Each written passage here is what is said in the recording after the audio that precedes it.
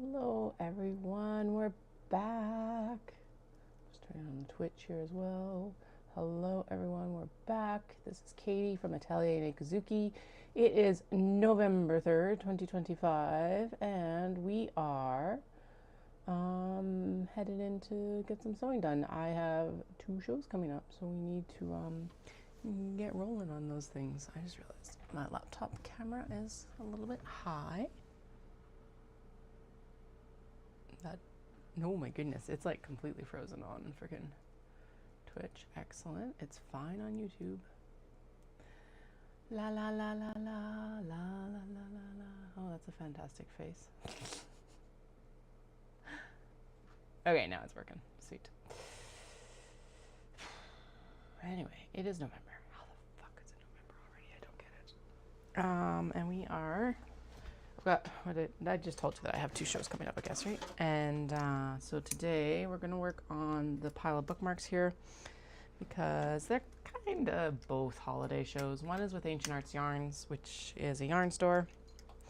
And we've done lots of work together before. You've heard me talk about them a lot. So I'm going to go be doing a pop-up there with them. And then the next day, this is the double header here. The next day I will be going in and doing a pop-up with NJCA, which is the new Japanese Canadian Association.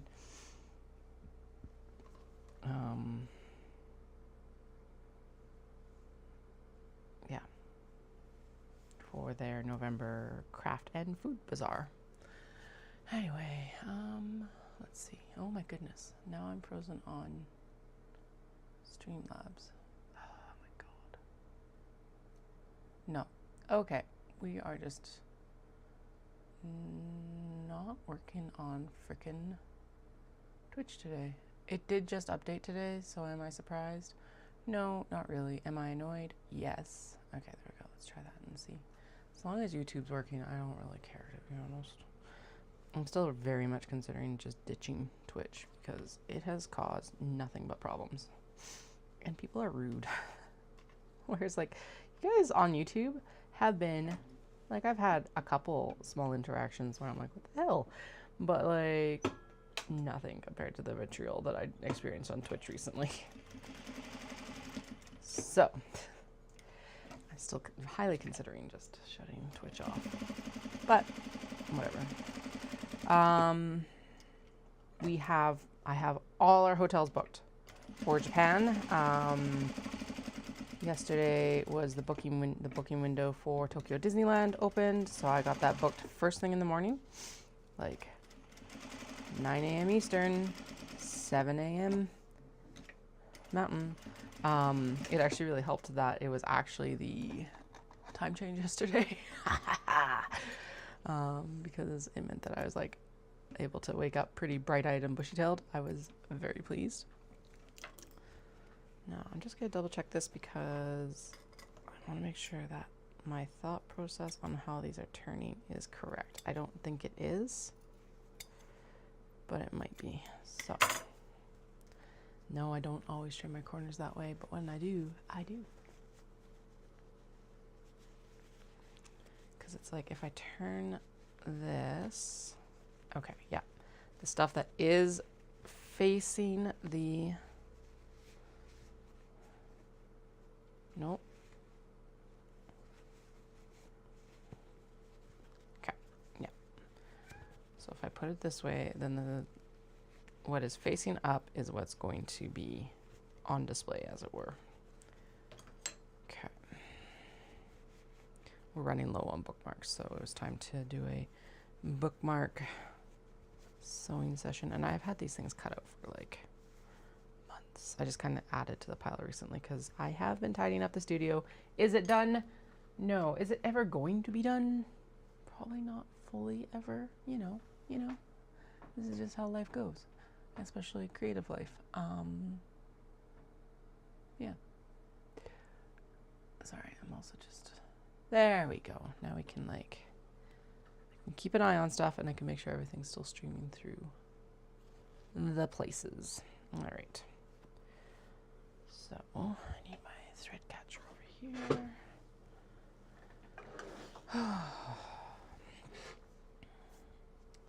So this Halloween this year was one of the mildest Halloweens we have ever had. Like, at least since the kiddos were born. Actually, which part do I want of these on the back? Actually, I want that one on the back. So this will become the triangle on the front. Yeah, it was very, very mild. It was actually nice because most of the time we have to plan in like, all right, does this costume fit over a snowsuit? And actually both of their costumes did pretty good. I had a witch and I had a spider. And the witch, we luckily actually had a little black jacket that fit perfectly under the costume. And it had a black hood, so the witch hat didn't stay on very well. But the hood was actually even better in some ways. So they looked spectacular. The spider, they really enjoyed the costume, but I put it together with basically what is a lawn ornament pinned on the back of a shirt. And this worked well because then it was like, then they didn't have, well, what ended up happening is that the legs were all wired because then you can like pose it in the yard, right? That's the yard decoration part of this. That's why it's important. And that was fine and good for school, except that then the legs were never actually in front of the child when they were like trick-or-treating. So that kind of sucked. I was like, oh, well, that's not as fun as it could have been. But you know what? They love the costume, so that's what mattered. And I didn't have to worry about them poking out any other little kids' eyes. Etc. They did do more trick-or-treating this year than last year, which was fun. They're getting older, so they're going to be able to be doing more trick-or-treating as we go too. But yeah, we got Tokyo. Like our Japan trip is, all the hotels are done now. Disneyland got booked yesterday, and then I also booked the Robot Dinosaur Hotel because both the kids are absolutely like passionate about this hotel, and I was like, all right, this is the trip to book it then. It's like going to be the last night of the trip because it's right down by Tokyo Disneyland, and we have enough points for 2 nights there. We did not have enough points for 3 nights, which is fine. So it worked out better that we can do the dinosaur hotel then, and the kids will be ecstatic. So now we're just in the countdown. Basically, we are 98 days out, sorry. I started a countdown calendar for the kids. I have 16 weeks of training left for Osaka Marathon. I finished the first week of training. I only ran once last week, but I did get to spin and I did get to yoga, and my spin instructor was awesome, and the yoga instructor is one of the best ones I have had since the pandemic and everyone had babies. So that was really good. And then we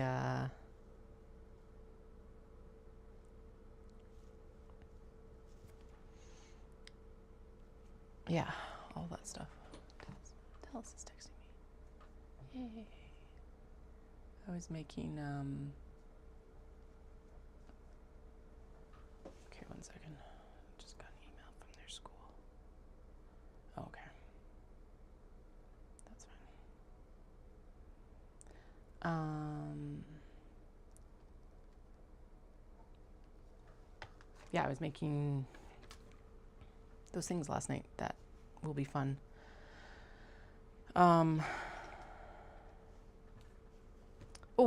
Needle minders for like cross stitch and stuff like that. And my button maker jammed. So I like looked up a video. I was like, all right, I can do this, but I cannot get it apart. The shitty part being that if I just need to replace the part, I can't actually get the machine apart to get the part out. It's so annoying. So I was texting Dallas. I'm like, these 2 pieces are stuck and I need your help on getting them apart. He's like, yes, I can do that. I'm like, sweet. because like you're supposed to take bolts out of these, like there's like these two pillars basically that hold the button maker. I have a Chi Buttons button maker, and they're tightened down as they're supposed to be, and even in the video they look like they're tightened down a lot. But yeah, they're like stuck.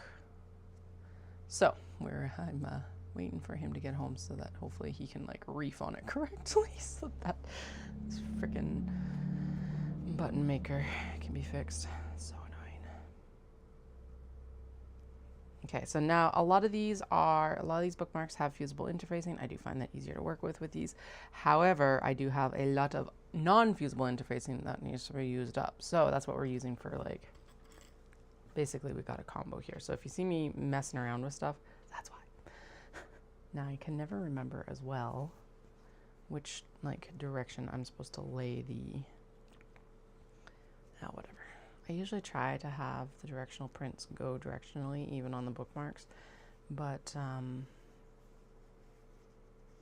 you know what? We're just gonna go with it today because whatever, they're bookmarks. And cupcakes are cute no matter which direction they go.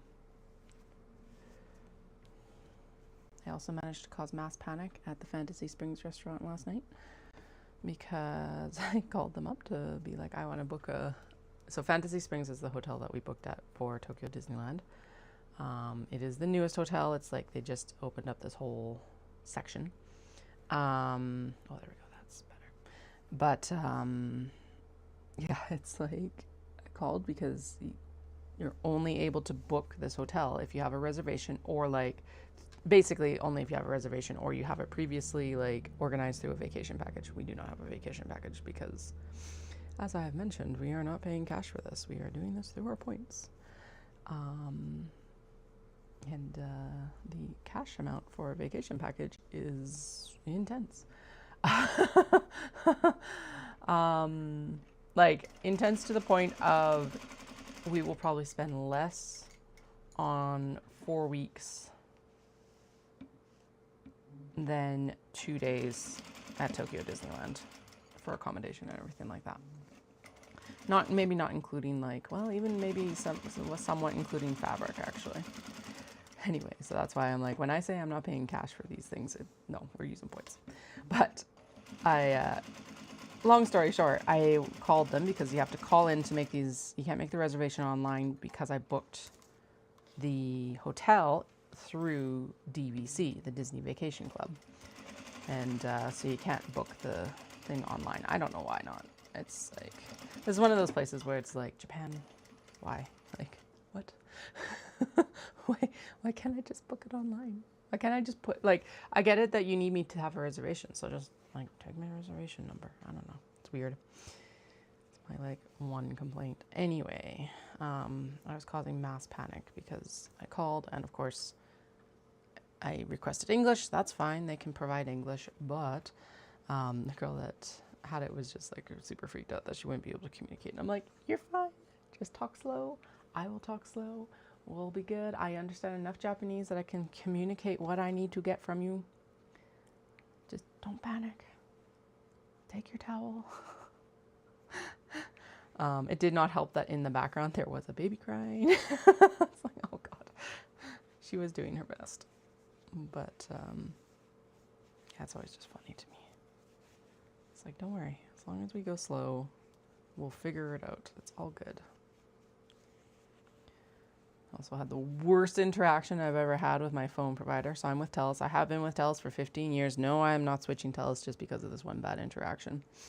But to call overseas on your cell phone is a significant cost outlay. It's like, I did find a chart. I don't know if this is accurate or not, but it's something like $2.75 per minute. Per minute. So I was like, okay. At best, this is going to be at least a 10-minute phone call. So I was like, okay, there has to be some sort of plan to like get cheaper minutes. And there is. There's long distance phones for mobility. It's not a big deal. However, what was the big deal is that I could not tell if like, so there's a 100-minute plan for Japan. I'm like, okay, well that should be enough. But like, what if it's not? So I wanted to call up and just be like, do I get a preferential rate if I go beyond the 100 minutes, or is it just the 100 minutes and then you're SOL and back to the 275 or whatever the rate is? Because realistically, I don't even know if that's the correct rate. Or that might be a landline rate versus a mobile rate because they're different. I had asked this question on their messaging app because I was like, sweet, I can just message and wait for an answer. 2.5 hours later, I did not have an answer. Called in, so because, well, that's what you do. And it was only a 5-minute wait, so why wouldn't I call in? And he was like so rude about it. Of like, well, you're going to have to change your plan. I'm like, well, I don't want to change the plan. I just want to do these add-ons. Like, well, who told you about these add-ons? I'm like, they're literally on the website. Like, he's like, well, then why are you calling in? Why don't you just add them on the website? I'm like, because I have questions. And the messaging service was not answering me. Like, fuck off, man. Jesus. Like I said, worst interaction I've ever had with Dallas. Obviously, I'm not telling them it's like fuck off or anything like that. I do not treat my customer service agents that way, even though I might be upset with him. I don't even know his name. This is just a general complaint, not an actual like moment. I'm just annoyed because yeah, I definitely have not had that sort of interaction before. No, so maybe I'm just spoilt. Maybe he's just a dick. I don't know. I don't envy anyone working customer service these days. I did it for long enough. Yeah.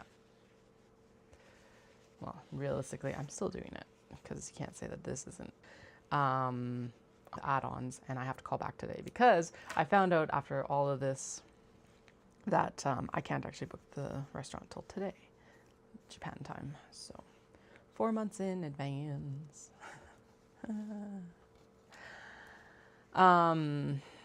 Yeah. So it's just like, tell us, come on. Either, okay, so they want you to message in. So it's like, put more agents on your messaging service then, because your AI is not going to be able to answer this, obviously, or else I'd be able to find it on the website. Because if you don't feed your AI bot or chat bot the information from your website, it's not going to know or train your customer service better. So, Katie's rant of the day. Cat problems. In better news, my press-ons have survived 10 days-ish now. I put them on Friday last week or something like that. So I'm pretty pleased with that. I have gotten some tidy up done in the studio. Not much, not enough, but I did get some done. I have culled some of the fabric, so there will be a de-stash coming up.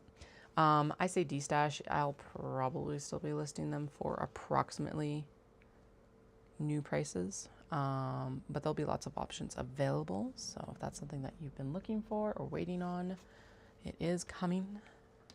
Okay, now the other issue is that there is a lot of fabrics just kind of randomly shoved places because of cutting, how I have to cut these.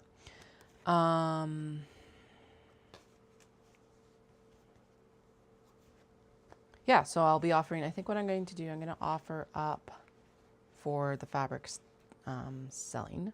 We're going to do both, or we'll do meterages. Basically, I'll cut it if you want it, and if not, I'll just sell you the meterage. That's where I'm at with it. It's like, whatever. Okay, that piece is paired with that, so it may as well, oh no, I see what I do then. This can be the corner, this can be the back interfacing.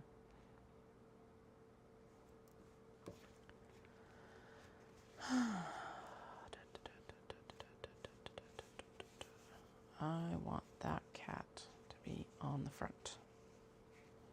So we're going to do it this way. We're come hell or high water. There we go, cutie. Hey, cutie. Which way? Okay. The fabric to interface overlap is there. No, I do still have all those small box bags to turn. I did get them all like up to the point of turning before I finished on Friday. I don't know when I'm going to turn them. That's kind of like, what I figured is I'll finish up these bookmarks and then everything can be turned at the same time, essentially. And once those small box bags are done, we can move on to fucking cutting more things. And if you're like, Katie, don't you still have stuff to finish? Probably, but we're going to ignore it because I really want to get the stitch and go cases done, but realistically I am going to work on the spring roll pouches because that is a better one to, I think, make for both these events, upcoming events. The stitch and go case is definitely very much for my Fibre Arts folks, and I love you, but having the spring roll pouch for both the NJCA event and for Ancient Arts yarns makes more sense in my brain, so that's what we're going to do instead. Okay, you need a white lining like this. Do you have two pieces? No, and you need 2 pieces of interfacing. We have a sushi one that's basically ready to go. Oh, apparently I didn't cut this in half. So now if you're like, Katie, where's this pattern from? This is actually Coquette & Co. Pattern. I used her tutorial off her website. Or Instagram. It's super straightforward. It's 2-3 squares and some interfacing. Some of these are, as I've mentioned, if you missed this, I did mention that some of them are non-fusible and some of them, I'm waving this around like any of those are fused. Some of them I have fused interfacing on them because it really just depended on when I cut them. That one should be fused, but it's not. La la la la la, gonna ignore that. Okay. If you're like, why aren't these organized? Because I'm never fucking organized. I am a professional. That's why. Okay, that should go there. You're already interfaced and you just need your triangle. Okay. So why they're not organized is because when I cut them, I just kind of stacked them and then ignored it. Especially when you're actually having to fusible interface them. Only some of them went obviously under fusible interface and a lot of them did not. So, okay, brown, brown. Pretty sure owlies should get brown. That should get brown. You're white. I do see that. Now, are you in? No. Okay, so there's interfacing on the back of that. Okay, well, that's just ready to sew. I don't know why I didn't do this before I came online, but you know what? You get to come sit with me in my pain at my disorganization. It's all my fault. I'm not trying to blame anyone else. That needs lining. Okay, you don't have your square yet. You need lining and interfacing. Okay, at least I've got the interfacing here. I don't know why I flipped the pile either. It made more sense in the moment. Okay, good, good. Lining. That can go with little black cat. This is set up to sew. We're good. Lining. Okay. Mini Myco.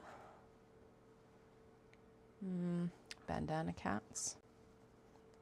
Purple. Oh, there's the other one for this guy. And then it needs a piece for its no, for the triangle. Yes, some of the triangles are interfaced, some of the triangles are not. Actually, no, most of the triangles are interfaced. I can't remember, it doesn't matter. They're bookmarks, they'll be fine. Okay, there's 2 cacti and 1, 2 linings, 2, 4 exteriors. 1, 3, 4. Excellent. There's some white lining. This cat one just needs white. There we go.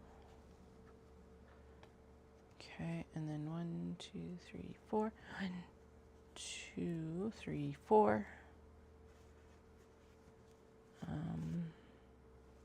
It's only one piece. Oh, and then that goes with, nope, does not. That goes here. 1, 2.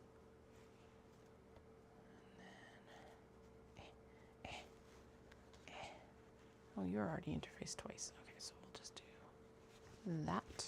Yep, good. It's not chaos at all. Not at all. Doom, doom, doom, doom, doom. Not at all. Not at all. Yes, it is. It's always chaos, though. So, okay, 4. All right, car. Interfacing. Yeah. Scooter. Okay, I decided that the owls was going to get white. That makes more sense because then the scooters are going to be brown. And they don't need an extra piece of interfacing, mostly because they are cotton linen blend. So it's already pretty stiff and heavy.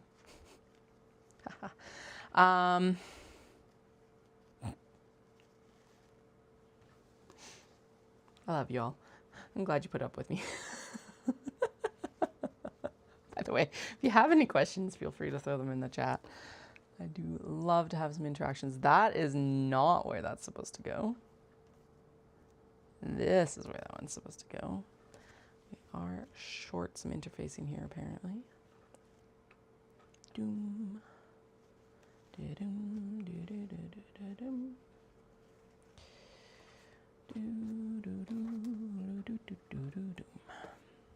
Okay, I don't know where the other piece for that is because I haven't found it. There's an extra piece for them. Here is the little black cat at least. La la la la la la la la la la la la la la la la la la. I don't have an interior for you. Don't have an interior for these. Oh, but I do have. Okay, I don't have anything more for this one. That's wild. But I do, oh, maybe it's up here. That's why. I do have some extra lining pieces because what I was doing is we're going to swap in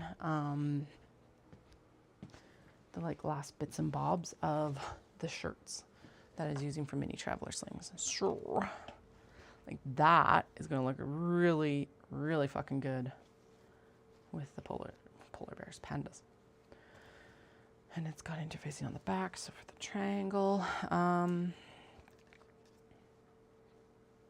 Oh yeah, and then this one for the bears. Which already has 2 pieces of interfacing, but does not need 2 pieces of interfacing. Okay, so there's more into the interfacing pile. Stripies for airplane cats, which means that we can pull 3 pieces of interfacing from there, apparently. Trying to be fancy. Halloween can just have a plain because it's a really busy print. I know it's too late for Halloween in some ways, but whatever. Halloween is year-round for a lot of people. Actually, let's use the teal in this one because that'll catch some of the teal on those cats. And there we go. Now we've got a whole, just salvaged a bunch of more for upcycling. And now we've got all of the, yeah, and that's actually how it looks on the inside of this one. I like how that ended up being diagonal, actually. This one does look like I need to maybe turn it and finish that edge again. So I'm going to pop it right there. Okay. Next.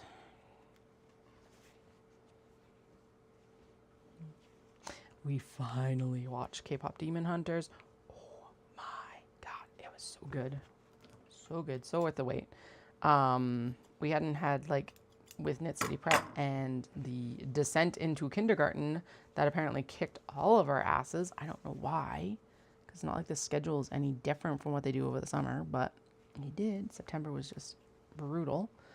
And like between that, like between my schedule and Dallas's schedule, it just didn't happen until last week. And then we watched it and it was so worth the wait.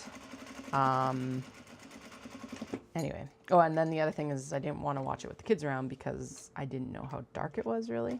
And like my kids are scared of cars, like Disney cars. Sure, but I think they'll be fine to watch K-pop Demon Hunter. So we're going to watch it again here with them soon. So So glad I did. And book club book this month was really good too. It was Heavenly Bodies. And I'm going to butcher the author's name, but it's by Imani Eduri. Imani.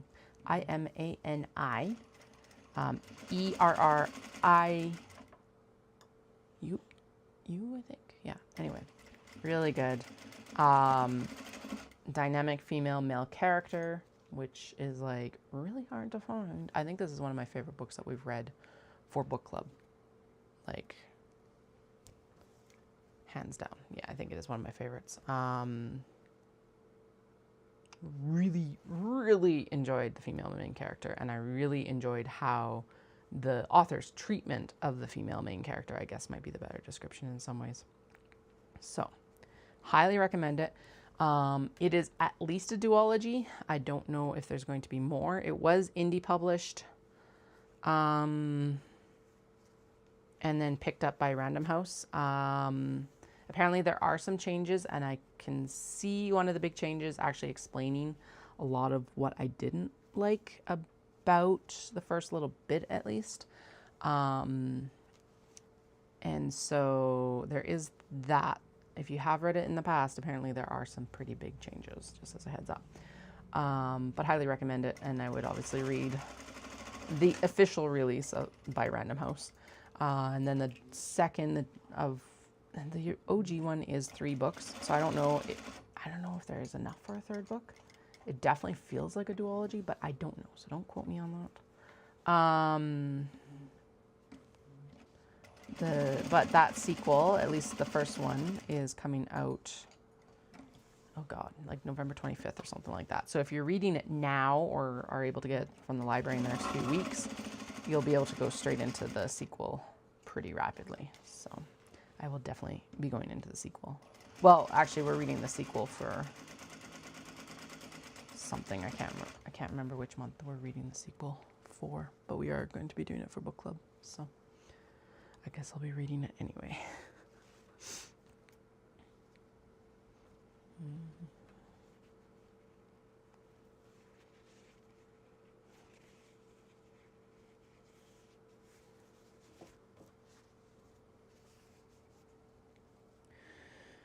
I am also super excited to get going on the Spring Roll Pouches finally.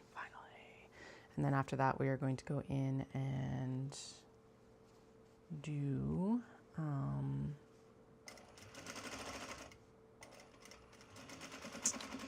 after that, backpacks. I want to see if I can figure out how to actually get the backpack nicely done on this machine. I think we can do it. I just have to be patient.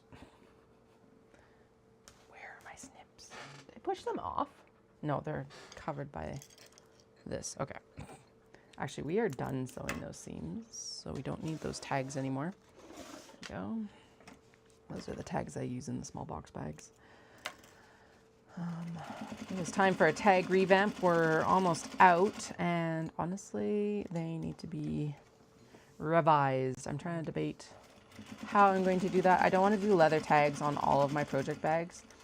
The small box bag, that's never what it was intended to be for. I am thinking that I'm just going to do some sort of like little exterior fold over tag.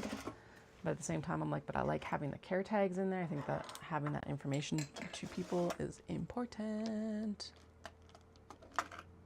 Hi, Wendy. Good to see you. Read you. See you. What the fuck is this internet connection we have, right?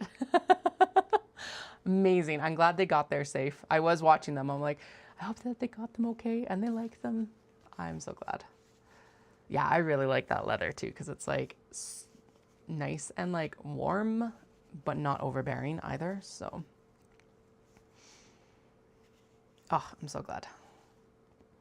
That is, I was gonna say that's the farthest my bags have been, but I've also gone to ship to Singapore, so I don't know which would be further. I should take a look. I think the almost comparable distances from here, considering the length of the flight at least. So now you can show them off and then like send people my way. Open up the Australia market for me, please.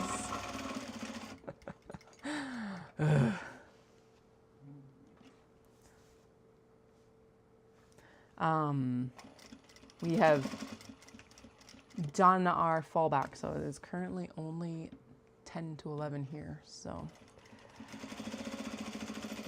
it is wild. I am leaving early today because I did not do my workout this morning and I have to do my workouts. However, it's strategic because we're descending into the winter times. I don't like winter. And it's supposed to be warm enough that I should be able to run outside this afternoon. I have a 30-minute run today because I dropped down the amount that I'm training, at least for the running. And I'm going to focus in on the strength and the long runs. The long runs for me are the most important. So on Wednesday, I get to go do 24K. I think it's like 15 miles or something like that. I don't know. I'm following an American program again. I took it and bastardized it for my own uses, basically. So, and I'm giving myself stickers every time I finish something because why not? I have all these cute stickers from Japan. Never use them. Seems very appropriate for the Osaka Marathon. Blah, blah, blah, blah, blah. So, I did get out a lottery. I know, I gotta use the good weather up. I know, there's going to be so many miles done on the goddamn treadmill. Ugh. But it's supposed to be +5 this afternoon. +6 now. Ooh, fancy. Oh, right, +5 on Wednesday. So, because I was like, all right, is it going to be nice enough to run outside? And yes, it should be nice enough to run outside on Wednesday. I'm only doing my long runs when Dallas is home. In part because if I take too long, he is here to back up and pick up the kids. And he's going to do support, whether that's through biking or he's going to come jog with me. So hopefully he's ready to do 24 kilometers this weekend or this week too. He had his long run today. So thing about it is that my pace is basically just a very long recovery run for him. So he can decide what he wants to do. And yes, I will be intervaling. I always interval. I'm actually trying to figure out the intervals that I am going to do, because how I want to approach this one is I just want to do the intervals from the start of the marathon so that I can, mentally, I'm like good to go. It's not always physically, it's more just like, all right, when's the next walk interval for my brain? It's actually the bigger one a lot of the time. So, but yeah, we had, I don't know, a skiff, I would call it, of snow yesterday. It all melted more or less except for what's in the shade. We're fully booked for Japan, Wendy. I got our first choice hotel for Tokyo Disneyland yesterday. Not a first choice room, but first choice hotel, so I'll take that. Which is the Fantasy Springs. I caused mass panic by calling the restaurant to try and book our breakfast there. Figured out that I can't book the breakfast until today. So I will call back and create mass panic again. Poor girl. It didn't help that there was like a baby crying in the background as well. It's like, just go slow. I know enough that I can get by. I'm sure you know enough that we can figure this out. And then, yeah, it was just like, well, you can't book today. You got to book tomorrow. It's like, okay, I'll call back tomorrow. And that's fine. I'm not offended. So.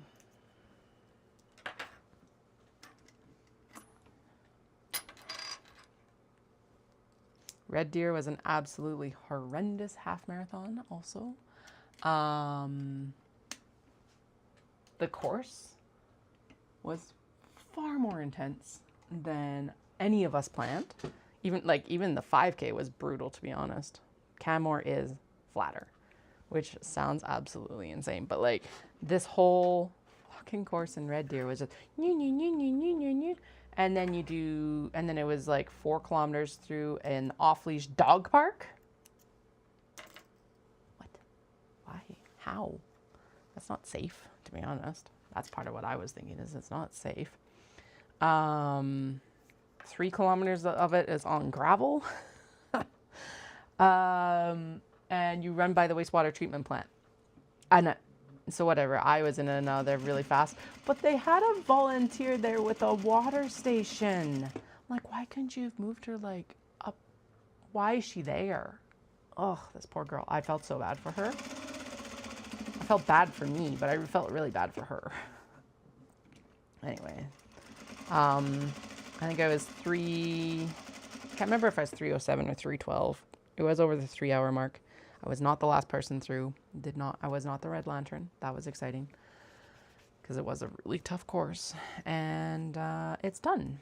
Basically, by the point of like, I am running through an off-leash dog park. That was around kilometer 6 or something. Oh yeah, there was so many dogs because it's Sunday too, so it was just like packed with people, packed with dogs, slow walkers, kids on bikes. Like, just, oh no, Saturday. It wasn't a Sunday, it was Saturday. But still, it was just like, what?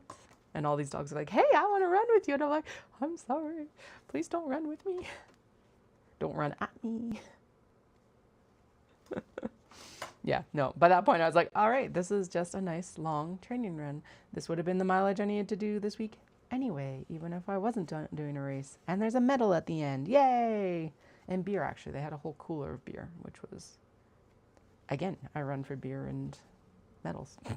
And it's a really fucking cool medal. It's like it's a wood medal, but it's a coffin. And it's a runner's skeleton on the inside. It's got like fancy shoes on and a running headband and like heart rate monitor and all this stuff. It was very well done. I did approve of that. I think we will do it again. Okay, so yeah, I'm bitching about it. I think we will do it again next year, but we will do just the 5K as like a family fun run sort of thing, because the Dallas and the kids all dressed up. So I was like, oh, now I want to go dress up and run the 5K with them rather than this one. But yeah, even Dallas was like, if this is like, if the first 5K is like any indication of what the rest of it was like, that was brutal. And I'm like, yeah, it did not stop. Yeah, right, Andrea? Running through a fucking dog park. Like, I do that here, but I know that I'm going to do that here. And it's also like the amount that I do it here is maybe like on a long run, 2 kilometers of the whole long run. But this was like 4 kilometers on a race. And there were some people who were like in and out in less than an hour and a half. So I don't know.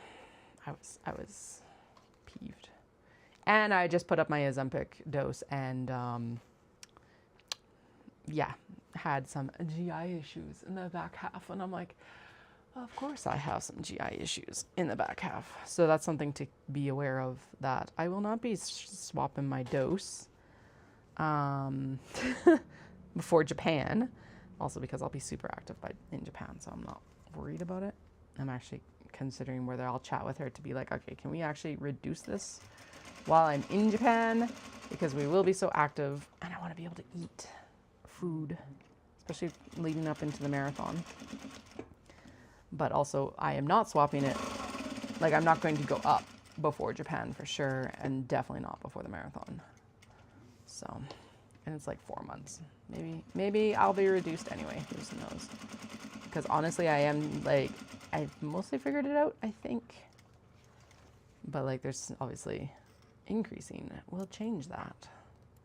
I also need to change my fueling habits. I need to go back. I typically do eat more like cookies and stuff like that while I'm running. And things, but I need to go back more to the those other things. I think the jujubes and the gels as well. The gels did not upset my stomach, at least in my training, but I was at a lower dose too, so who the fuck knows? I don't know anymore. It's been wild seeing the difference in my... I'm definitely not able to fuel as well as I could previously. So that is a concern that hopefully is something I can resolve as we get further into the dosing. And yes, I am not running through the dog park when it's as busy. Or if it is, I don't know, it just like, it's not as much mileage in a dog. I don't know, whatever. We'll do the 5K next year. There's also like a detour and like, I don't know. The race was well organized. It's a really small field. It was a lot of fun. Lots of people were dressed up. Like, it was a good race. The courses, I will do Canmore again before I do Red Deer's half again. And that's saying something, because Canmore is also brutal. And as much as I complained about Fernie being difficult, I would rate Red Deer as harder, because at least Fernie, you only had one up. Although with Red Deer, at least the paths were dry. So, because there were some leaves down and stuff like that, which was a disadvantage to Fernie, is that they had leaves down, but then on top of it, they were wet. And so that is also not fun. Anyway, wine, bitch. Cat problems. I'm also just disappointed because I was like definitely a lot slower. Like, I was hoping to match or be better than Calgary, but it was not happening. Oh yeah, and then there was like the kids came in, woke me up, and then there was a massive windstorm that night too, like in the morning, so I just did not sleep well. So, oh well, it's done. I got my medal. I got my beer. Took it as a long training run, and then I kind of I basically took a week off. Not fully, but kind of, at least from the running, and tried to make sure that I focused in on getting the weights done. And the spin yoga. So I have found a yoga instructor that I really, really liked. I like her as much as at least so far. She's as good or better than the teachers I had pre-pandemic, who are still teaching a bit, but they both had 2 babies as well. So that kind of puts a damper on the whole yoga teaching thing for a few years, I think.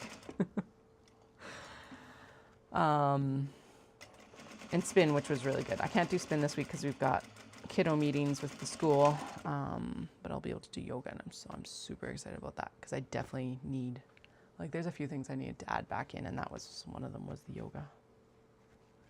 So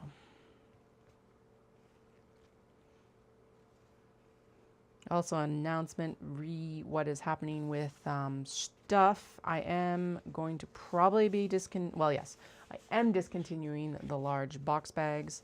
The next update will be the last time that we have large box bags just casually in the shop. They will be available when I open up pre-orders, when I open pre-orders. They're not obviously going to disappear completely, but we are not going to be focusing on creating them in general. They will still be available, hopefully, through some of your favorite retailers, basically just under special order from them as well. This is something I actually need to tell those retailers. But they're not selling. So I think what ended up happening is that the Kato bag kind of took their place.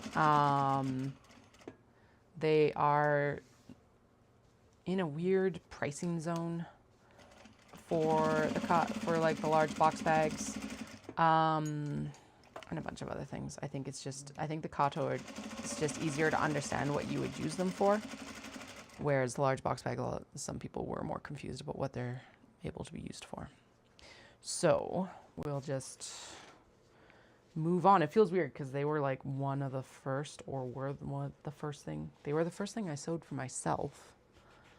So that's why I was do I actually want to cut them out? But I think, given the numbers that sold this year, I think it is time. On that note as well, this batch of tote bags, which are still all right here, the lovely tote bags, are also the last batch of tote bags that we'll do, at least for a while. I'm not going to get rid of them completely, but it will be a situation of we'll only sew them when I need more. So the focus for the next year is going to really be Kato. Small box will still stick around because I still feel like that's a good shape and size overall. But yeah, I need to focus in on the things that are selling, unfortunately. So, not unfortunately, it just is what it is. I do have to figure out if I have any clever hacks for what So basically the back cut of the large box bag was the Kato. So now it's like I still need to cut that size for the Kato, but I'm really thinking that that's going to end up then being the cut for like the small box bag and accessories and stuff like that. Oh yeah, I did say that I was going to do the spring roll pouch, but I just realized I might try and hack the passport folders as well and get some of them done too. And there's a few other small things I want to get done, like luggage tags. I had a whole list, and now of course it's gone because I haven't been sewing regularly. La la la la la. Gonna ignore that fact. And no, I have not updated the small box bag and large box bag stock because Caroline needed a restock, and I ran out of time. I always forget how long photographing bags takes, and I was taking them outside because I was like, okay, well, my neighbor's house is actually an amazing reflector, and if I take them outside, then you get a photo of me with them, which I don't know, just looks better than just against the black, like, or the white background. And because her house is such a good reflector, I end up with very little photo editing afterwards, beyond like a little bit of cropping. So I was trying to take advantage of that. You can see the progression of it getting colder though, because it's like, all right, I was out in like just that tan long sleeve shirt, and then I was out, oh no, yeah. And then I was out like in a jacket and everything like that. It's like, oh yeah, the progression of the cold. Right. If I want something facing up, it has to be on the interior, because then that's the top that you see when I turn them. I know I have been good about writing things down recently, but I think it is mostly just luggage tags, bookmarks, and luggage tags, bookmarks, spring roll pouches, and eyeglass cases. The glasses cases are down to like 4, so it's probably time to restock them. And then a lot of it is just like clean up, tidy up the fabric picking area, tidy up the studio.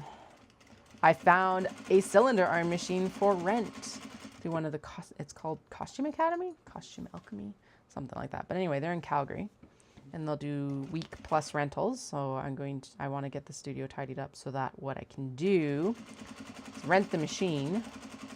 Or well, no, I want to get a bunch of backpacks done, and then I want to rent the machine and get a bunch of backpacks and Kato done at the same time, so that we can see if the machine works how I anticipate I need it to, as part of it. Like, do I need to add this? Was it life-changing? We already know it's going to be life-changing. I'm actually very low debate. It's just that renting it for a week is $145, which is far less of an investment to ensure that we do want this than purchasing a machine outright. So the problem being that I have to go pick it up. So two problems. First problem, the studio is not ready. Basically what has to end up happening is I got to get rid of this desk that's beside me. That desk needs to go anyway, because it's just it's good, but honestly it's just gathering crap. So I want to get it out of here anyway. And then we've got the drawer set on wheels that I can put all the snap presses on and everything. No, I totally fucked up that seam. Oh well, that's okay.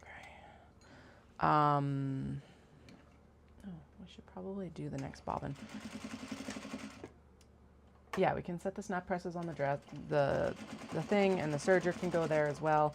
Realistically, the serger should get used over here anyway, because this is the sewing area. And then why that has to happen is because then the cylinder iron machine could sit in this window. So first things first, I have to get the studio prepped, because we don't even have room for another machine, and I don't want it upstairs, because as a rental especially, I don't want the kids fucking around with it. I am going to have enough issue figuring it out probably. I don't anticipating it being a major learning curve after this guy, but you know, I put that on the universe and now it's going to be like terrible. I'll just all sorts of issues probably. I'm going to put Cooking Cat on the back of this one. But I am excited because it's like, all right, it is currently available. So we'll get the studio finished as much as I'm like, I'm going to get it done this week. It'll probably be post shows, which is better anyway, because then I can focus in on the next round of Kato and backpacks. And Dundurn totes. There's actually quite a bit to sew with it. So that's why I'm kind of like that. I do have some opportunities coming up that I'm super excited about that I need to do some prototyping for. Nothing's like in a huge rush, but it is something that I should be working on in these a little bit quieter months. A little bit quieter months. It'll be like December is one of the busiest months of the year.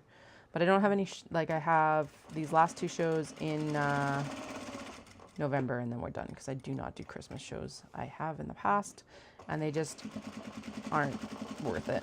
Although there is an art and craft market in Calgary that I'm highly considering for next year.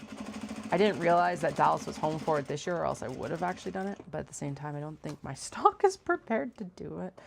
So probably best that I just held off on that this year.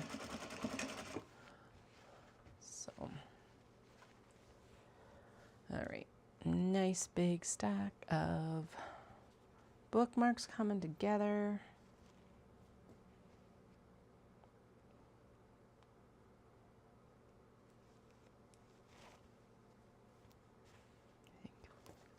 That on the back and this one on the, no, I want these guys on the back.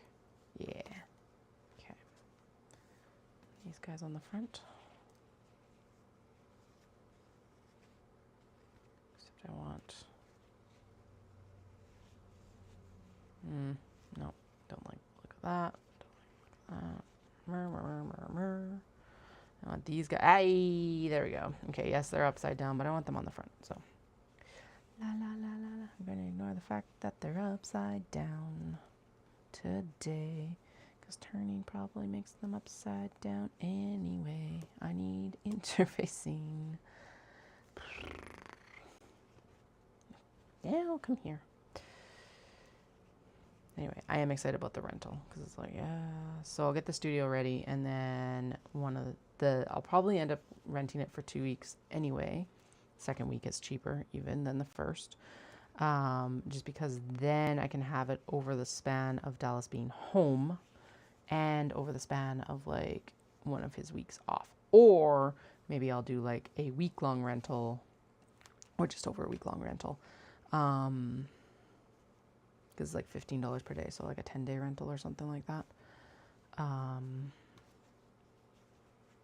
Like pick it up on the Monday, have it the full week that he's at work, and then we load it back up and take it back when he's home. Like on the Thursday or something like that. I was going to say the Wednesday, but that's long run day. Which, yes, we'd already be in the city, but you need 2 people to move these machines. I don't know. That's like, I think the rental it's definitely the more economical option. And I was like doing the math and it's like, it would take me 22 weeks of renting to equal one of the cheapest machines for cylinder arm out there. So, and then I guess factor in like the time to pick it up and move it in and all of that and set it up. But it's like, it's definitely a good way to test to see if we need it or if it does ease up those processes that I'm thinking it will. And actually there are a couple, or one of the next products, 2 of the next products are also cylinder shaped, and so it would probably speed that up as well. Like I said, I would start talking about it and then it's just like, oh, and this project will work with it and this project will work with it and this like what's not going to work with it sort of thing almost. So, all right, these are little cacti with cowboy hats. Let's see if we can get them on front and back. Oh yes, look at that. Cute, but I Put the interfacing in, Katie.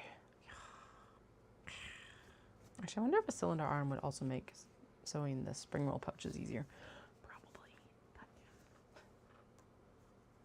Like it, especially if it's a narrow arm, cylinder arm machine, it's going to be easier to get into the corners and stuff, right? So, is it the spring? Yes, it's the spring roll pouch. So I'm like, is it spring roll or is it zip and grip? And then I was like, no, it's the spring roll because the spring roll pouch does not have binding. Because I don't like binding. This interfacing is too small. It's a really bigger piece. So many layers. I don't know how I spent so long. Well, I know why I spent so long, but I don't know how I spent so long not using fusible interfacing, because honestly, all these extra layers are a pain in the butt. Just flopping around in the breeze, you know, making life difficult.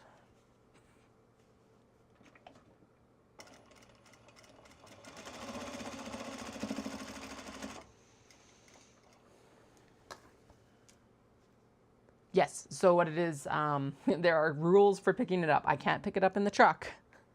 It cannot be an open top. I'm like, okay, I think it'll fit in the Jeep. I hope, because I don't have anything else that has a closed top. We do have a friend that has a van, so if I absolutely need to, we'll borrow his van. Anyway, it's his mom's van, but I'm pretty sure she won't mind me doing that, hopefully. Anyway, you have to pick it up. Obviously, the machine head comes off, and then it's like, yes, the table is there as well. Okay, can you imagine if they rented out a cylinder arm machine with no table? My God, you wouldn't be able to do anything with it. All right, what's going on here? Just being persnickety. All right, I'm gonna trim off all these extra then, because we have to restart this anyway. Yeah, so the rules are, obviously you have to have 2 people to move it. Makes sense.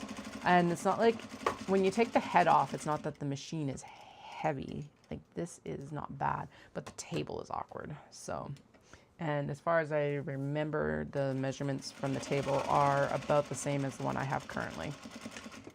So yeah, I think that would fit in the, I think it would fit in the Jeep. I was like, where's my quilt ruler is right here. So let's see. Yeah, because I think they said it's like 41 by 21 by whatever the height is, which is probably like 36. Because that's 24 right there. Yeah, this is about 31 inches high. And then it's definitely about 41 inches wide, because that's 18. So that's 24 at 18.5 on the thing. 24 and 23. So it's 47. So this is actually a little bit larger than the other one. And visually, I think that fits in the Jeep.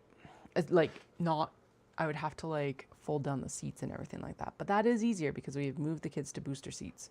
So I don't have to move their like car seats in and out anymore. So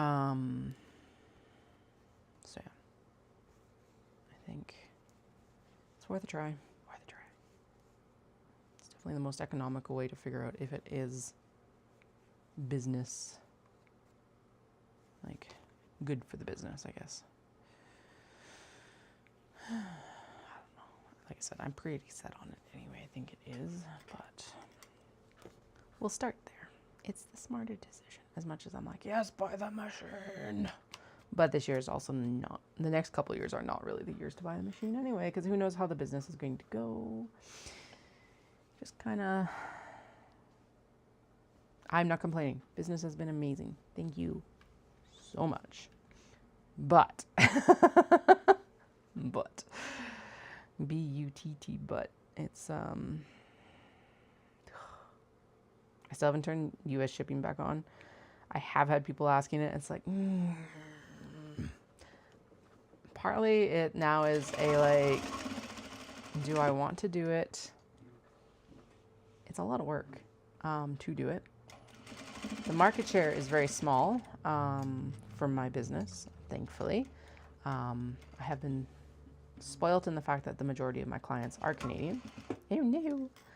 And I do think that that has increased this year too. And it's partly a, do I not do it because I just want to protest this? Because my God.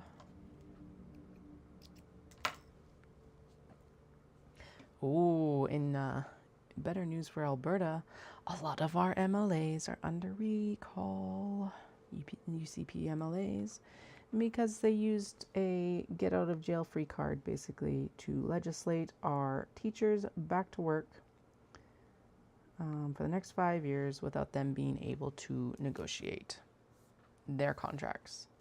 Their contract demands are not insane.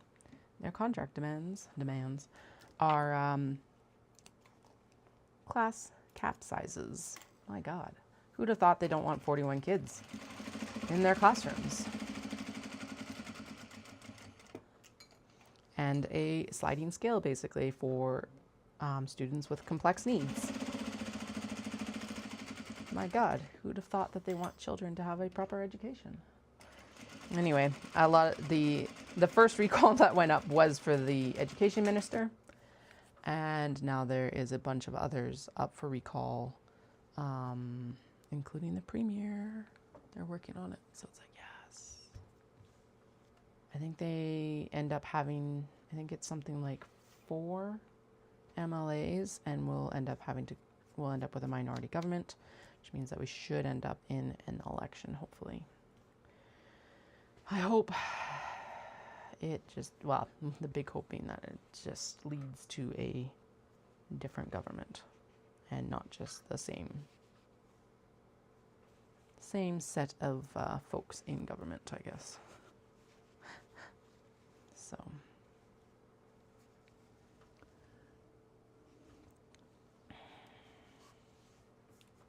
But there is also a call for general strike. So the Alberta, what is it? AFL? Alberta Federated Labor, I think? Something. It's like basically the union of unions, I think is the idea. They're also organizing to general strike. I understand that this isn't something that they can take on lightly or quickly. But the way that they had been talking is that if the government were to push through this bill, which they did, they would strike instantly, basically, and that's not what happened, and I am a little bit disappointed in that, because you'd think that the way that this government has been going, they would have been working on that for a while. That's like, at this point, just, like, yeah, it's kind of terrifying, but shut the province down, please, because, wow.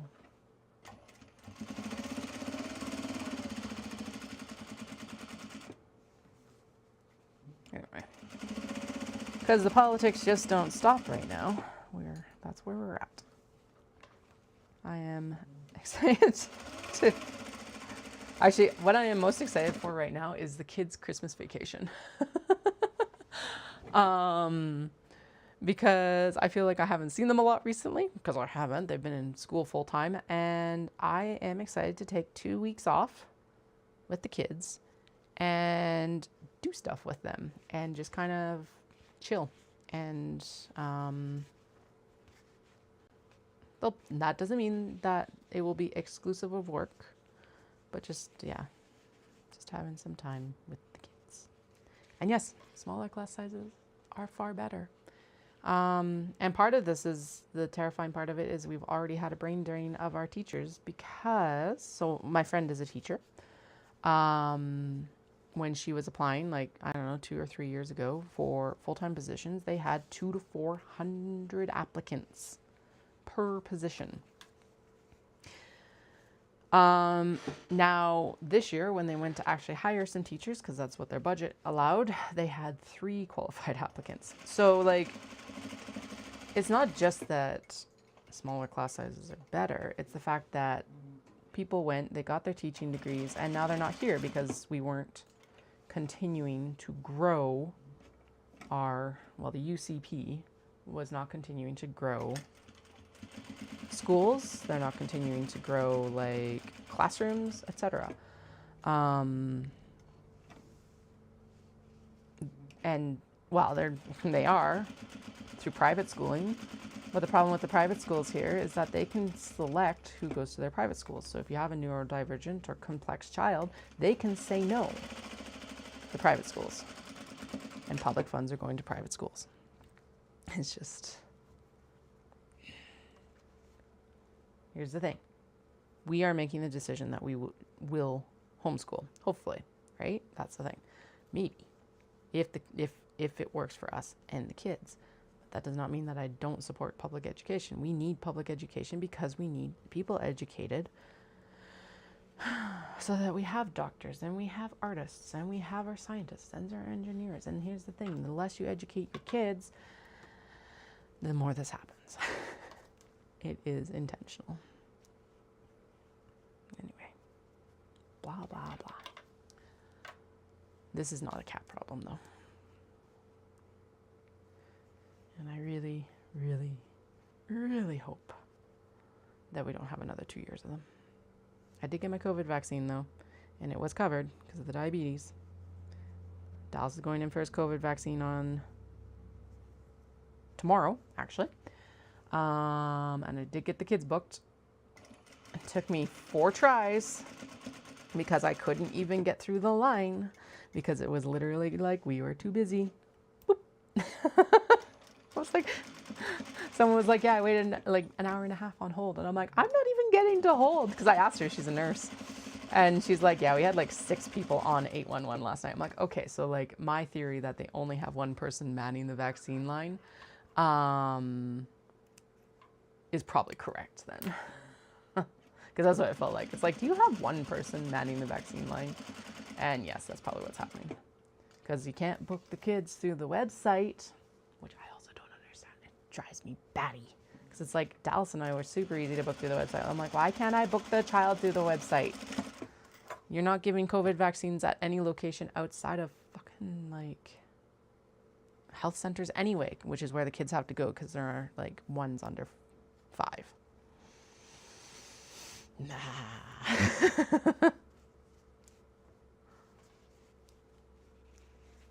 Yep. Yeah, that makes sense that Ontario has as well. And here's the thing though, Ontario now has caps. The only 2 provinces that have anything that isn't specifically a classroom cap is Saskatchewan, which has partial caps, and Alberta. I've told Dallas, it's like, we can't do anything about his job. He would still have to work in Alberta, but if the UCP get back in, we desperately have to talk about moving. I talked to my friend yesterday, or a few days ago. I'm like, so how would you feel about going in on like a duplex in BC if they get back in? And she's like, well, there's the whole thing of like staying to do the resistance voting. And I'm like, yeah, I know, but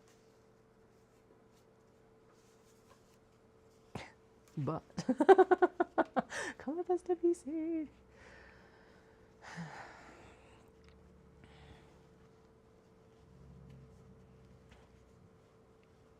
I don't want to move. That's the other thing about this. It's like, that is a last ditch thing. But it's getting to the last ditch efforts at this point.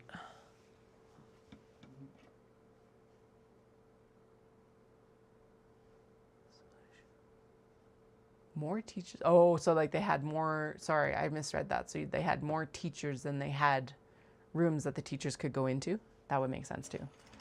Then that's part of the thing too, is it's like, so when we moved in across the road in our first house, they're like, this field is designated as a school site. Lived there for 7 years. Nothing ever got built. And the other part of this that is exacerbating this problem, everyone's like, immigrants. It's not the immigrants. Well,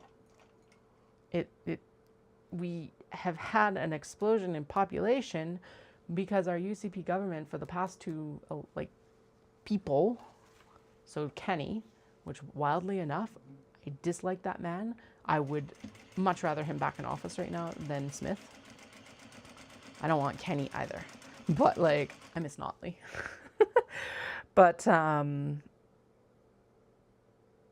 we have had an influx of population because the last 2 governments have been like, come to Alberta, look how awesome this is.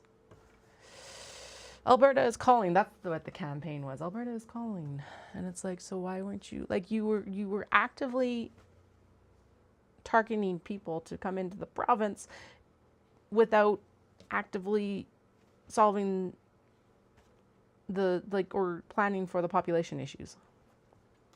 That's part of why there's been some collapse in our healthcare system. Funding, and a population rise that the government was like, yes, come. And then they're like, oh my God, there's too many people. And it's like, well, what do you fucking expect? Anyway.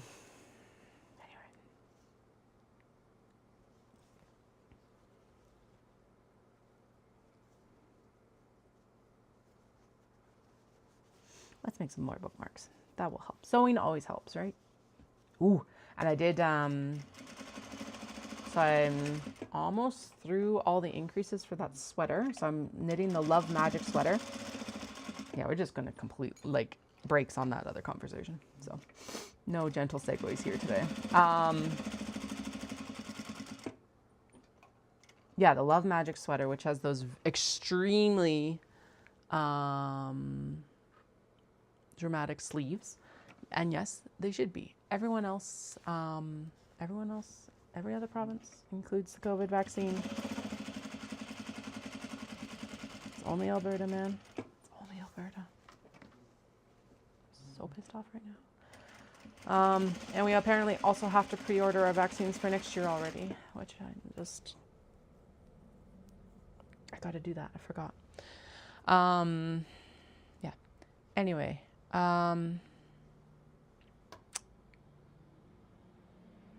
Oh yeah, the Love Magic sweater. So it's a raglan top-down sweater. I am through the... We're going to use this because it's fusible. We'll use that later because I've got 2 pieces of non-fusible right here. Blah, blah, blah, blah. Katie, keep track of your own goddamn conversation. Oh,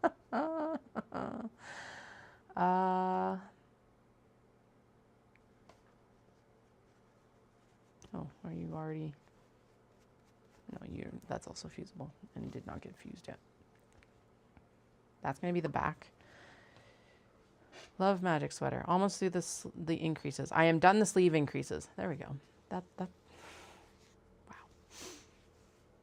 Wow. Yeah, the sleeve increases are done, and now I'm just increasing on the front and back. Come chat with me when I'm on the sleeves, because my God, it's basically 2 shawls, and I didn't look super close at the lace pattern, but it might be feather and fan, and I always fight. So I'm hoping it's not, but we'll see. It is very nice. It's a very decadent sweater. I splurged on the yarn at Knit City. I always go to Knit City with the intention of not spending a lot of money. But we also had a banner year.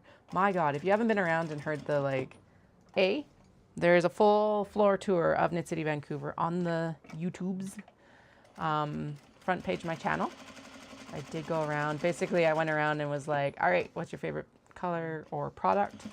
Depending on everything. Thank you to everyone for letting me put you on the spot when I could. Oh my God. Oh, that tells me it is time to change the needle. I guess we haven't changed the needle in a long time, so that makes sense. Anyway, so that is on the YouTube. And then, yeah, but like Saturday was fucking bonkers. Like, we were up in sales over 2023 by 50% for the Saturday alone. Now and then the Sunday was quite, like, it didn't slow down very much. Which, thank you so much. Greatly appreciate it, because it's like, Knit City is an intense show. It's intense to get ready for. It's intense to drive out for and back in like the weekend and all of that. So like, when it goes really well, it is so worth it. So thank you for your continued support there. But yeah, it was like Tara and I were just like balls to the wall all day Saturday. Like, normally I have backup help because it's like, all right, I need someone so I can go to the washroom and I can eat without having to stand in the booth and like try to navigate stuffing food in my face while I'm trying to talk to customers. And there were times on this, or like when it was lunchtime, where did I go?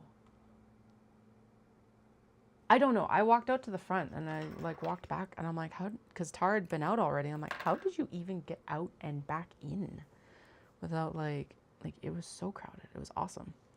And then on Sunday, it was like right around lunchtime. It was like, all right, let's get food. And then the booth would get busy. And then it's like, all right, let's get food or coffee. And the booth would get busy. And I'm just like, holy crap. Okay.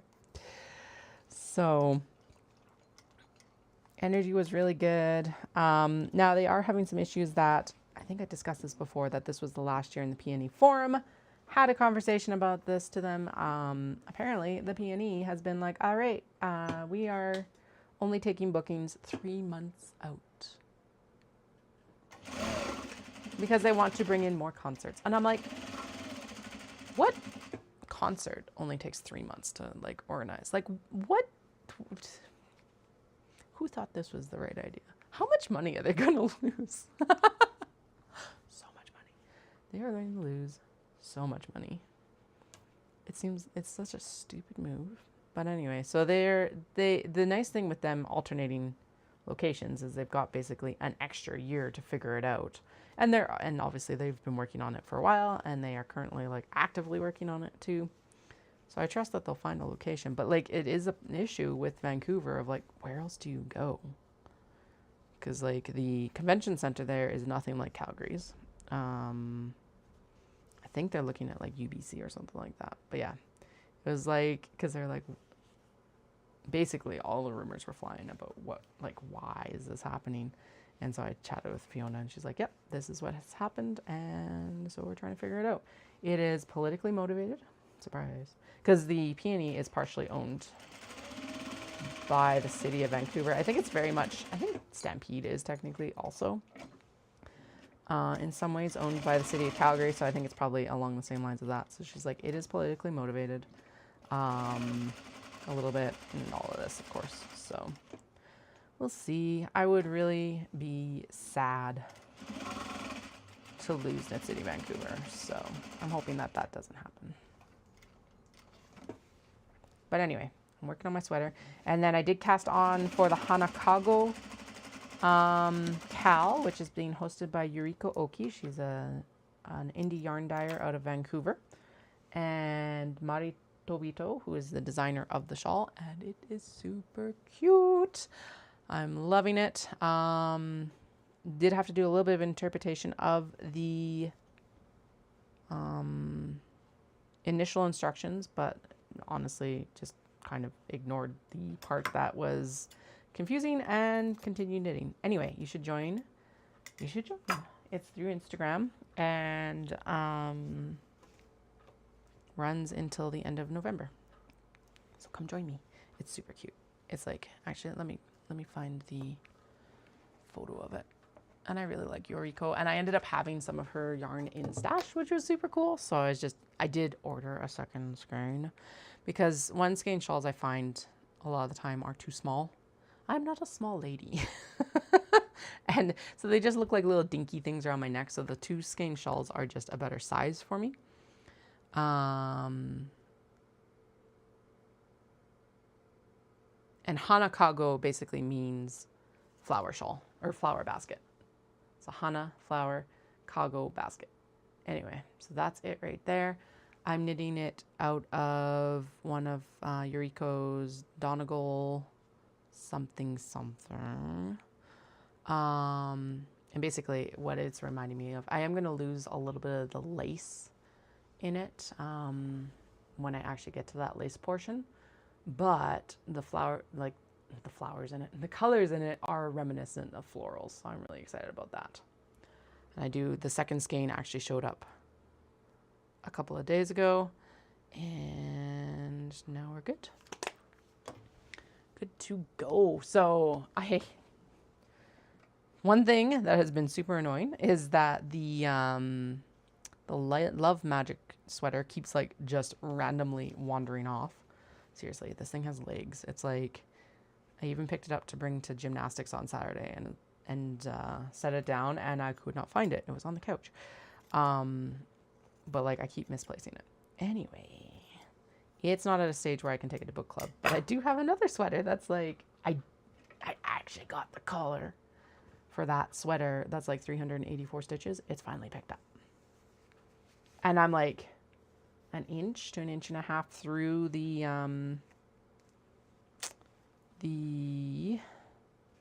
no, we want both. We want as many cats as we can get here. So let's do that.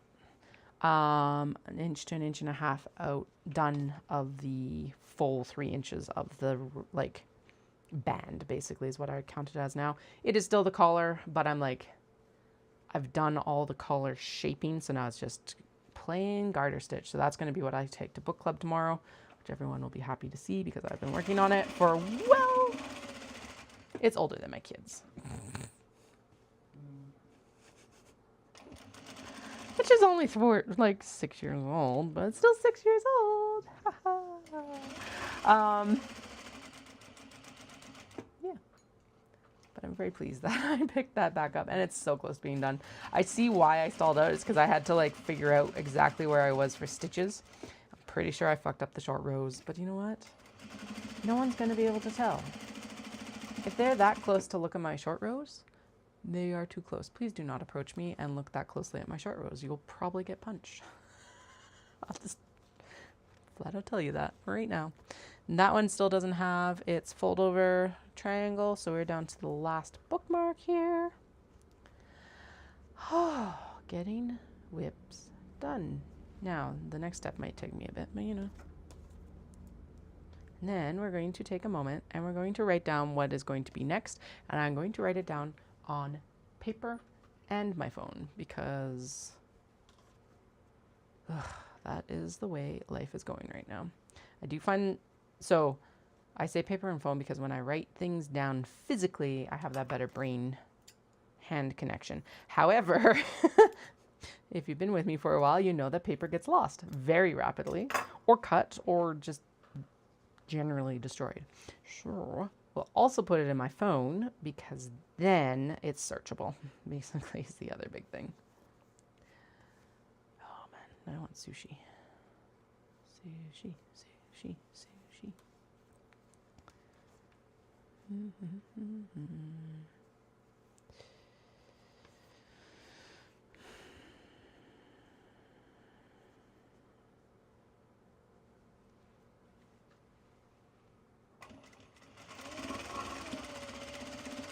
Sushi and miso would be good right now. Yum, yum, yum. I did make butter chicken last night just with like, oh my goodness, like a sauce jar from Costco because it's easy. I think butter chicken's pretty easy, but it's mostly just making sure I would have the spices on hand, and I don't think I have the spice mixes on hand right now. But, and this jarred sauce is good for being a prepackaged item. Anyway, but I did cook up some lentils to go with it because I was like, I have not been feeling as good with this higher dose of Ozempic, which makes sense because I'm consistently in a calorie deficit right now. Not an insane one when I actually track, like when I've actually tracked them. It's not like ridiculous, but it is significant enough that even eating nutrient dense foods, I'm realizing I'm probably not getting all my vitamins. So I'm going to start taking a multivitamin because that's going to help anyway. But I was also like, okay, where can I start hiding stuff like lentils? I like lentils, but I don't want to be eating lentils all the time because it's like I need the nutrients and I need the fiber. Because if you're not eating a lot of food, unless you're upsetting your GI tract, there's not a lot of movement some days. So fiber is good. Also, it stops butt cancer. So, you know, that's also important. So, and if that was an assault upon your senses, well, eat more fiber. Anyway, so what I did is I boiled up lentils and then I like took my immersion blender and just like basically mush them up. You can mash them probably as well or stick them in a blender, which probably would have worked better. But then I just dumped them into the butter chicken, stirred them up, and cooked them down a little bit because I left a little bit too much liquid this time. I'll take that into account next time. Because I wanted a little bit to like be able to blend them down better. But you, like, it just adds, for me, a nice texture into the food too. So it's like, all right, perfect.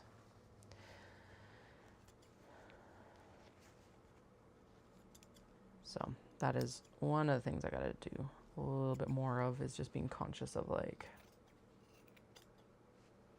yeah, mostly I need to track to make sure that I'm getting enough fiber right now, and vitamins and minerals. And so that's why I'm like, okay, we'll add in a multivitamin just to make sure as well. Because yes, it mostly makes expensive pee, but in this case, I think it's probably one of the use cases that it makes sense. And vitamin D, because we're heading into SAD season. I'm not officially diagnosed with SAD. There are a lot of other things you should do for SAD, as in seasonal affective disorder. But I definitely will not be getting as much sun as I did over the summer. So, oh my God, that was, so over the summer, I was doing the whole like running outside with shorts, because I actually found shorts that didn't like get gobbled by my thighs. They're Under Armour bike shorts, and they're the 7-inch length, because A, they have a pocket, yes, for like my phone, and then B, they don't get gobbled. But basically I had like 6 different lines, tan lines on my thighs.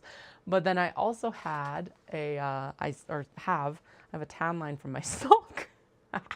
And they had the black lights on in spin, and it was nearly neon, like nearly glowing in the black lights. Cool. Alrighty. Yes, I wear sunscreen, but when you're out that much in the sun, it's just gonna happen anyway. So even the kids were pretty golden this summer, which was wild to see. Because I know school puts sunscreen on them, so because they definitely went through full bottles this year. Ooh. Well, that definitely tells me that I caught that triangle. And by the way, shout out to Kiss Nails for making some really good nail glue. These are now, like I was mentioning earlier, 10 days. They are not short. They are actually quite long. Which you can kind of see there. They're probably a good like 3/4. I don't know why I'm using my middle finger, but okay. 1, 2, yeah, maybe like 1/4 to 3/8 of an inch over my nail tip, like not like fingertip, not nail tip, I guess. I have had to glue a couple more down. Basically, I just shoved some more glue underneath the nail so that it would stay, but overall they have not lifted very much. And honestly, I'm like, they're getting put through the ringer, y'all. Like kids stuff.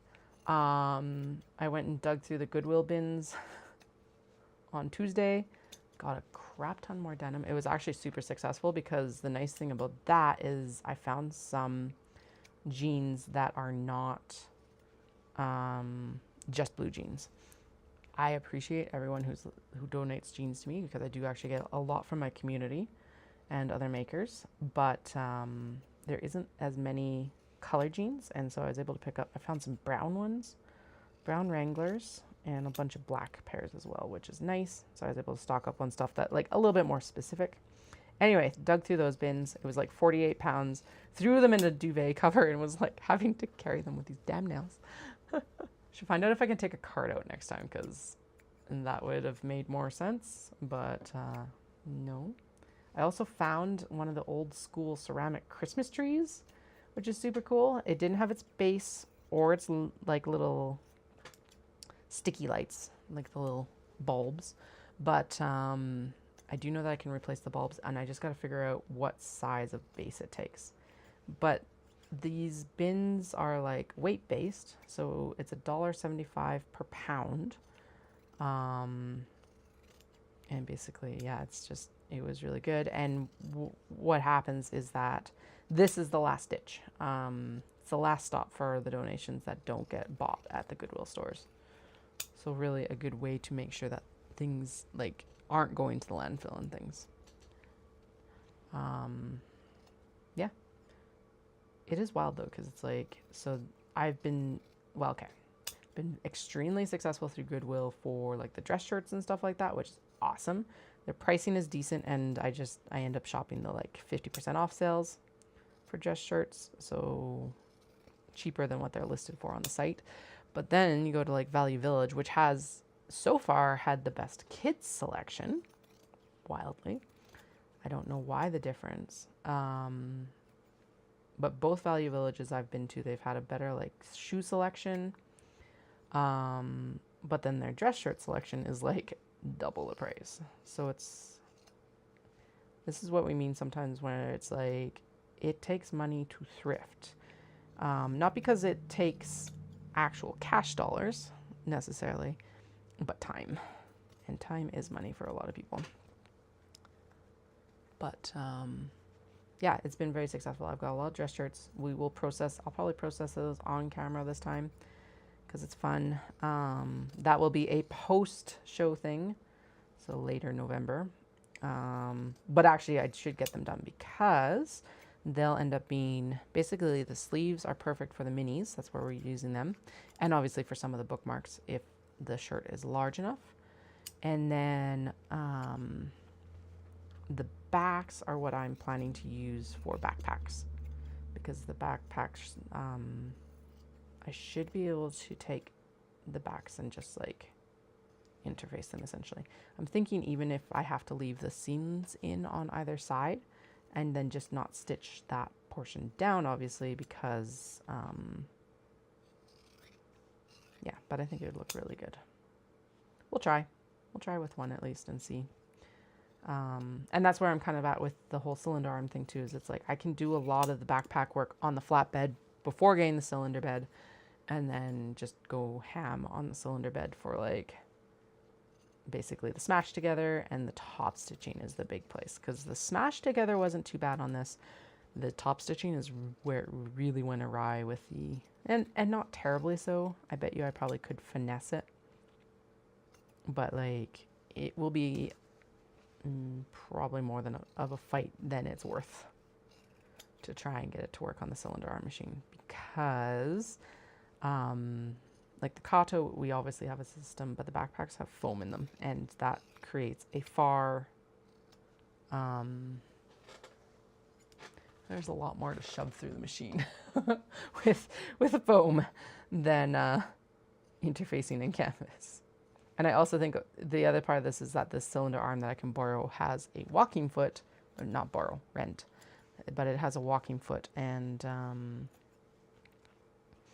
I think that actually will be better and easier on the waxed canvas as well. So we'll see. Worth testing out. That's where we're at with it.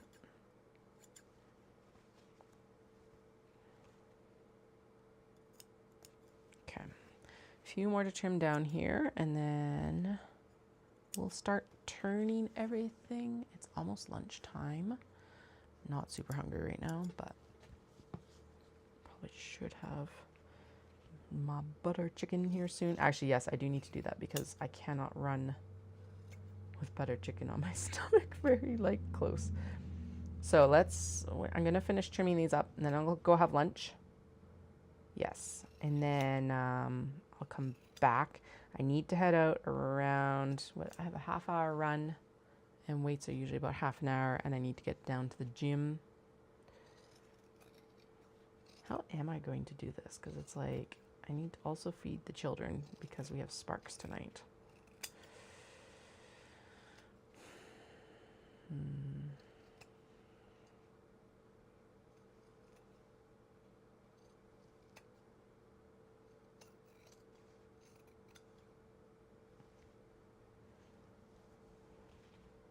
I think I kind of already decided that they're just going to get pizza pops tonight. I know, right? Terrible. Oh well.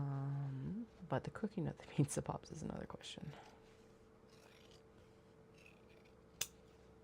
And honestly, the time period that I am planning to go to the gym is one of the quietest during the day. So like around 3. So I guess maybe I just go down and then come back. I wish I could run after I picked them up from school. But A, it is dark now, and B, we did actually successfully sell the singleton running strollers. Now we only have the double for sale right now. But because both the kids have outgrown it. Which, like, why is it so sad to sell their stroller? I do not understand. I did go to sell their little play kitchen because they were barely playing with it. And was like so distraught over it. Dallas was like, well, why don't we just put it down here and see if they play with it more? Because it was like the youngest came off and it's like, oh, like, why'd you take the kitchen apart? And I'm like, because we're going to sell it to someone else. And they're like, oh, okay. I'm like, oh. So, like, I was already, like, on the fence about it. And then they were like, oh, I'm disappointed. They have played with it more now that's down on the main floor. But I was just like, Jesus. The bittersweetness of being a parent, like, is just insane.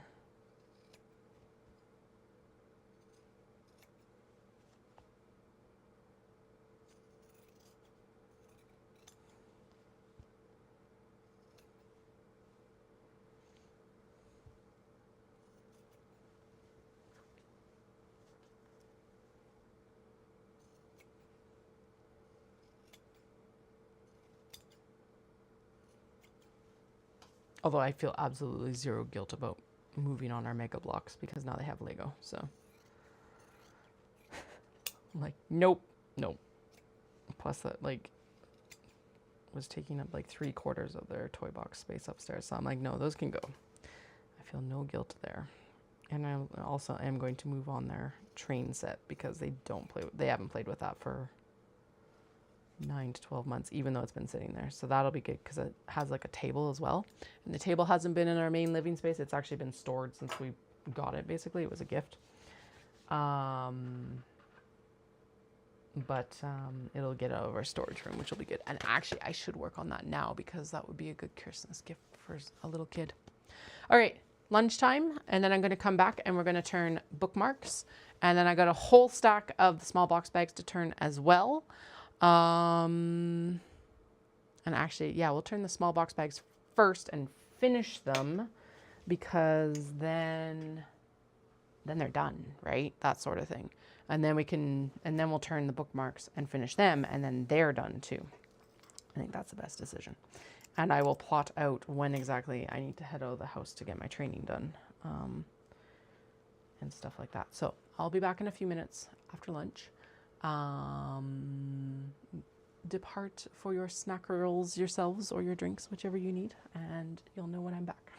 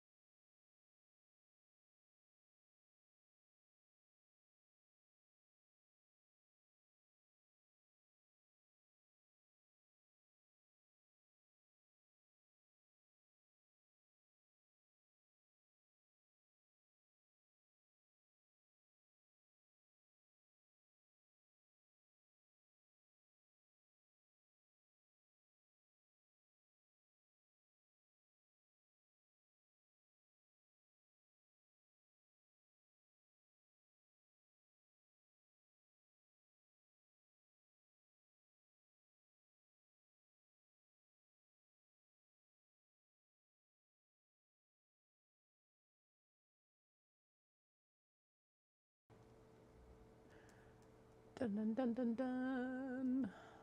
We are back. I still didn't completely decide when I'm leaving for working out, but that now sounds like a future Katie problem. It is future Katie's problem. It's still like at least 2 hours away. I think I'll head out at 3 my time. Because that's... Ugh. Sounds ridiculous because it's like, it's a half hour for the workout and it's a half hour for the run-ish. Give or take a little bit, right? Because I'll do a little bit extra work tomorrow because tomorrow is upper body day. So I can do like some of the other leg work tomorrow that the physio has given me. Although yes, you should be doing physio exercises over there. Blah blah blah.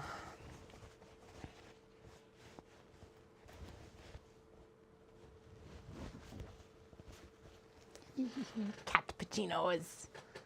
Oh, we're getting into cute guys. I love the small box bags. But also it's like if I go at 3 down to the gym by 3:30 once I change and everything.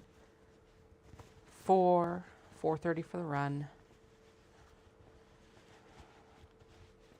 Yeah, that sounds right actually.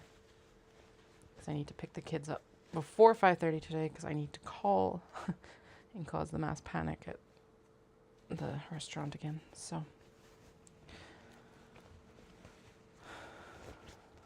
now when I am saying this, I am laughing at myself because my Japanese is not good enough to communicate exactly what I need. I am not laughing at the people being the customer service agents because that's not like it's part of their job description, but I do not expect it of them either. Because learning a second language, y'all, is hard, and English, I still argue, is the hardest one. I do not envy anyone trying to learn that. Oh my god, the windows have like blown out the colors. Damn it. Is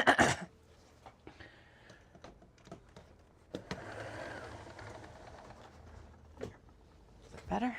That's a bit better. I have already turned one whole one.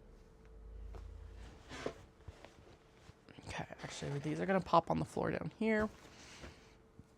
And then these I'm going to put not out of sight, out of mind. They're just on top of my phone because, and then I will hopefully, I know I said that I was going to finish these, but I'm wondering if I should just go in and turn everything or if I should just turn these and finish them and then do the rest.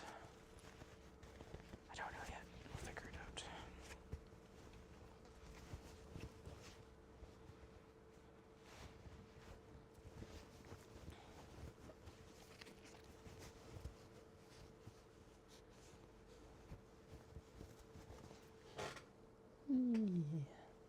Super cute.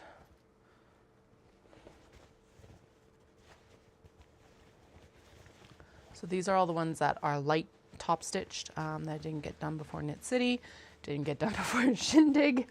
And they're the last of the small box bags that we have. Well, okay, not all of them, but like 90 to 99% of them that we cut before Dawson Creek. The year-long project. And that's the numbers I'm debating right now. So it's like, okay, I really want to, like, we are doing these spring roll pouches. So I think I want to try and get 6 done. I think that's a reasonable amount for having only really 1 more week to work before these shows. And then like a dozen luggage tags, I think. And maybe 6 passport folders. I think these numbers are achievable. And that's why we're not doing the stitch and go case either. It's just because it's like, I don't think I have the time to add another new one. Spring roll pouch, or spring roll pouch is new, but I've at least done the prototyping on it. The prototyping being that I needed to swap out the stabilizer to the one that's suggested in the pattern. Because my god, the pattern designer knows what she's talking about. Oh, who'd have thought? Again, self-deprecating on me, not the actual pattern designer. Oh, I love this. vending machine pattern still. So anyway, yeah, we'll go through and we'll pick out some fabrics for that in the next little bit. I would say that I would do that tonight, but I have been so tired at night recently, and this has been a shift over the summer that I've noticed, and I'm like so sad about it. Because it's like, I used to be such a night owl, and now I'm not a night owl anymore, and it feels weird. Hell, even last year. And I don't know, I think that was happening before the Ozempic and stuff like that too, so I don't think it's that. I think it's just the stage the kids are in right now. I don't know if it's gonna, I hope it comes back. Because here's the thing, is it's not like I've traded to be a morning person either. Still just cranky in the morning as I was before.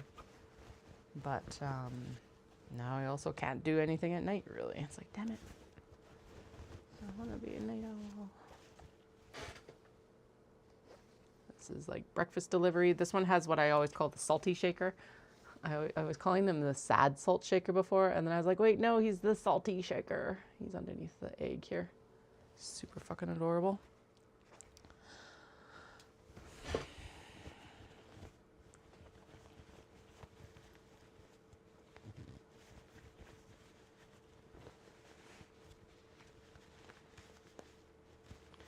Yeah, see, this is what I mean about these nails doing very well, is like they are surviving this even, which is impressive because that's a lot of pressure on the nail itself. Actually, I do need to stay up tonight because I need to finish tidying up the house,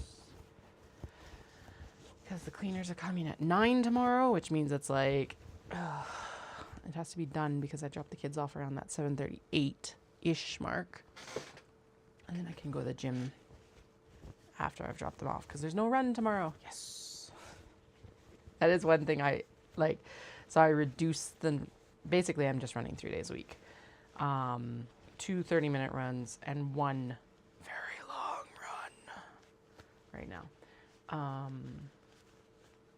So actually I should double check the math on that. Of like, I know that, well, 13K or 13 miles is the half. It's 21K. So yeah, 15 miles would be like, I think it works out to about 24 kilometers tomorrow on Wednesday. And that's part of why I dropped back on the 30-minute ones, because it's like, all right, those ones, basically what I want to do is I want to do a 30-minute base run, which is a certain heart rate zone. If you use like the Apple Watch, it's zone 2, that conversation pace that you're supposed to be able to keep up, which is slow AF as for me. So if it's slow AF for you, just know we're the party crew. We're the ones in the back of these races having fun. Well, at least that's how I'm going to take it. But slow and steady. And then I think on the Friday is the day I'll do the tempo run, which will be some speed work, which will be good. And then the run on Wednesday, the long run, the high volume, will be like just chill, just easy, bouncing probably between what would be qualified as zone 2 training and zone 3 training. So I also have given up on all my tech. I didn't use the air miles for the flights to Japan, so I was like, all right, it's my watch was like struggling towards the end of 3 hours in Red Deer, and I'm like, okay, time to replace that. And my AirPods were also struggling, but the AirPods were the OG Pros, so the 3s just came out. So I used some of my points to like upgrade my tech, because I'm like, well, can't have I'm going to be out in Osaka for 6 hours ish, give or take a bit, hopefully 6 hours. I have to be in 6 hours. So it's like, if everything's dying at 3, that doesn't really work very well. I'll have to figure out what I'm doing for like, oh yeah, and then that was the other, like, this seems really small, but it's actually massive, is that there was no one to really cheer you on for Red Deer half. Basically, like I said, and that's part of why it turned into, I'm just going to treat this as a training run, is because it was basically like I went to run in Calgary for one of my long runs, and do. No one to cheer you on, really. There are some aid stations. That's it. You didn't have to plan my water as much. I did actually, that did work out, is that I had like my smaller pack for water and stuff, and I ended up not actually needing the water pack. So that's nice, because it means that I can actually ease up on the weight that I have to carry for my run. This one's super cute because it's little sneaky banana cats amongst all this fruit. I love this cat in the like strawberry hat right here. So yeah, so that's another point against doing the half marathon.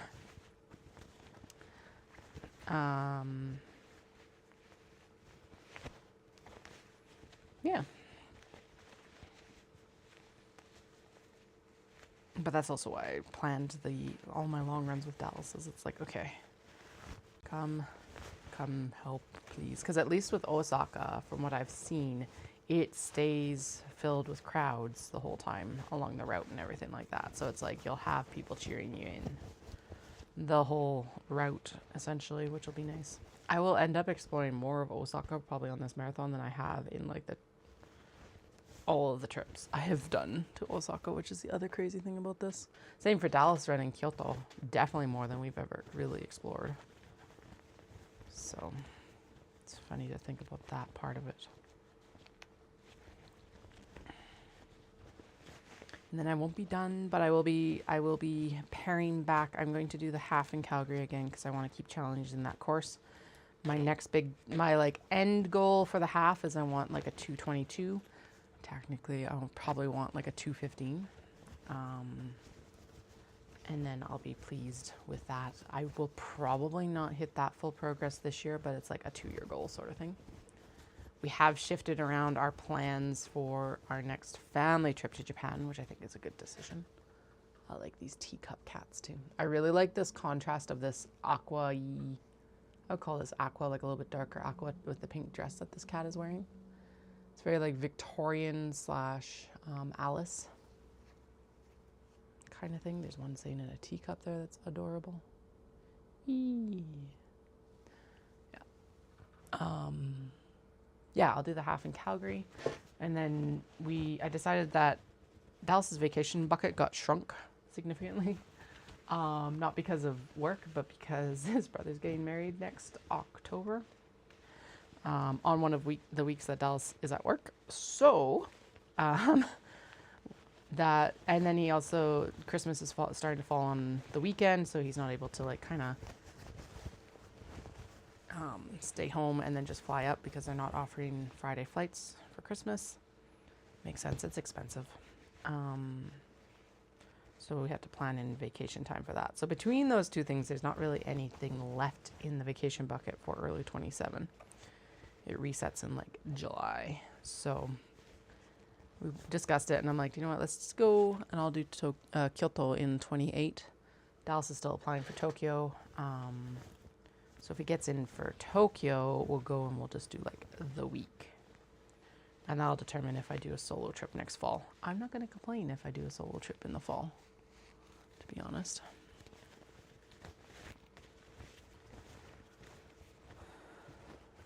Although I also won't complain if he ends up getting into Tokyo either. So that'll get determined next fall after Knit City, because we'll find out if he gets in out of the lottery or not. And the rapid return is because Natsumi should have charms done next summer. So obviously I want to buy those from her, and I don't want her having to like sit on the stock for forever. This is still one of my favorite prints. This one didn't turn out with as many geisha or maiko, but you do have two ladies flanking the zipper here. Oh, and there's one right on they're all on the back corners here and stuff. Still super pretty.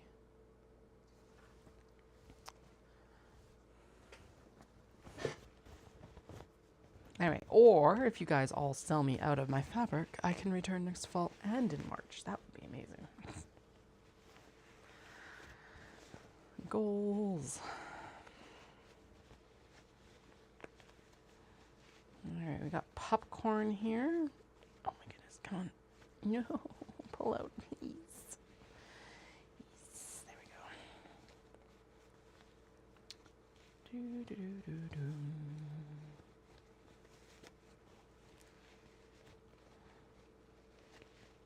Ha! Success.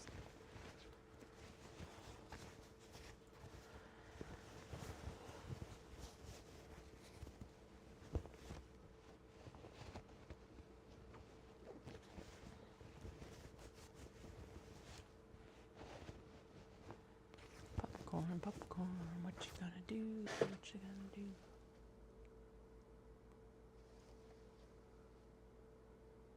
Well, I mean, like, I'll sew up the fabric. Buy me out of the things I make out of the fabric. That might be the better description. Although I am going to be selling on some stuff that just we're done with. Either I've had it for forever, or it's not as popular as I thought, or like it just, yeah, just doesn't ring true to what we're making right now. And I feel like guilty about that. I don't get it. It's wild. But I also know that there's lots of crafters who will put it to far better use. So there's no point in it staying on my shelves. There we go. Now that is, excuse me, something that'll happen after, again, shows. Probably towards the beginning of the new year, to be honest.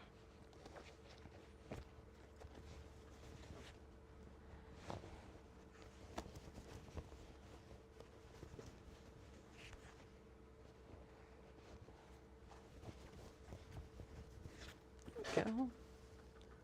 Little cats and wreaths. And then I guess actually at that stage too, well, now we need to go in and plot out what we're actually cutting to sew before Japan. Because that's going to kind of determine the front portion of the year, like the shows right after, really in April and things. Because here's part of it is it's like, yes, I will have an influx of fabric, but then it has to be photographed and washed and ironed for production. So that's not something that's necessarily going to happen as soon as we get back from Japan either. So it's more likely that that will be, like, I'll process it over the summer and it will be into rotation for Knit City. Which is part of why it's like, okay, you've still got fabric on the shelves, but like I probably have, I think I have 1 more year's worth. Although at the level that we were going through it this year, maybe 6 months. Right? I know it's silly. I can recognize that it's so fucking silly to feel guilty about it, but it's just like, why? I'm blaming my mom. It's my mom, Wendy. Anyway, cute. I love these koi and wisteria. And then this is one of those Dobby fabrics, so the warp and weft is slubby. I think that's actually showing up on camera today. Yes. You can see that there's texture in it. And so it gives this really neat texture to a very light fabric otherwise. Makes it feel like it's sturdy, but it makes it feel even sturdier in some ways. I also just love the color combination of that. And when I bought it, the hydrangea were in bloom when Caroline and I were there in May of 23. So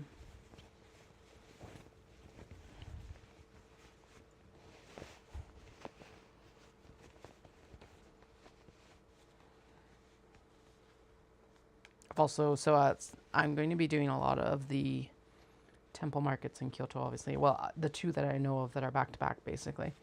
But also, I found some like secondhand stores for kimono actually, either through, well, actually YouTube that still exist. I double checked with like Google Maps and things like that. So I'm like, sweet. May as well check them out. Because the nice thing is that if I got some more sources, I wouldn't be quite so dependent on going to the temple markets, which in turn opens up a lot more travel dates. Because most of the time I'm trying to travel there during the temple markets. And only some of those line up with Dallas's day off if I'm solo tripping. So, although I really did debate, I am going to debate this for the next year. If I solo trip in next year, it's really tempting to take my eldest because they won't have school. And I'm like, how much complaining would I hear from my youngest? Although then they would get a full week with Dallas, and they probably would adore that because they love Dallas. So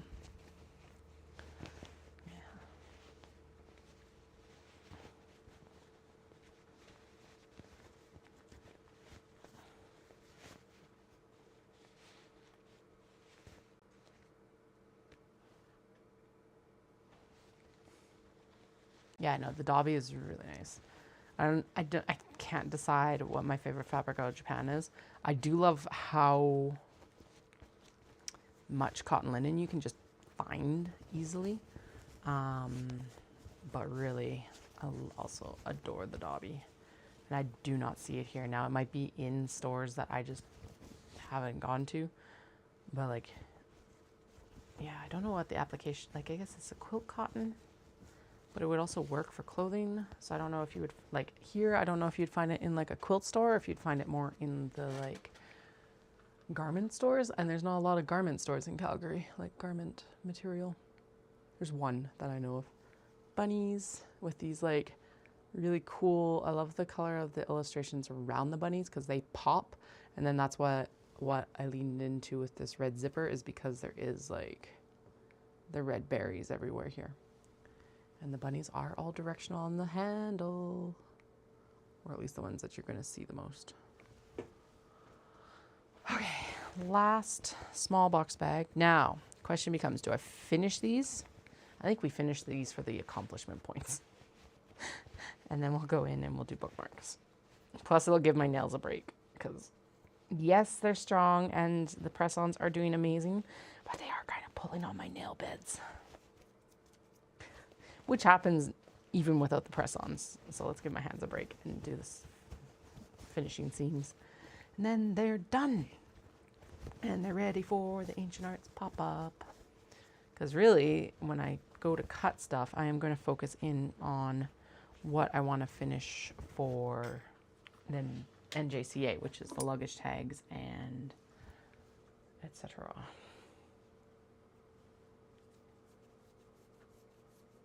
All right, first things first.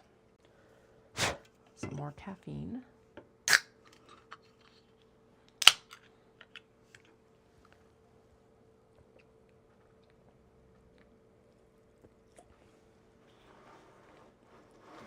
Yeah, my brain has been really messed up by this whole time change this year. It was already starting to be like, whoa, it's like 4:30 and almost dark. And now it's like, oh, it is 4:30. And basically dark. It's not quite that bad yet, but yeah, we'll give it another month and I'll be driving to pick up the kids in the dark. Driving there in the dark.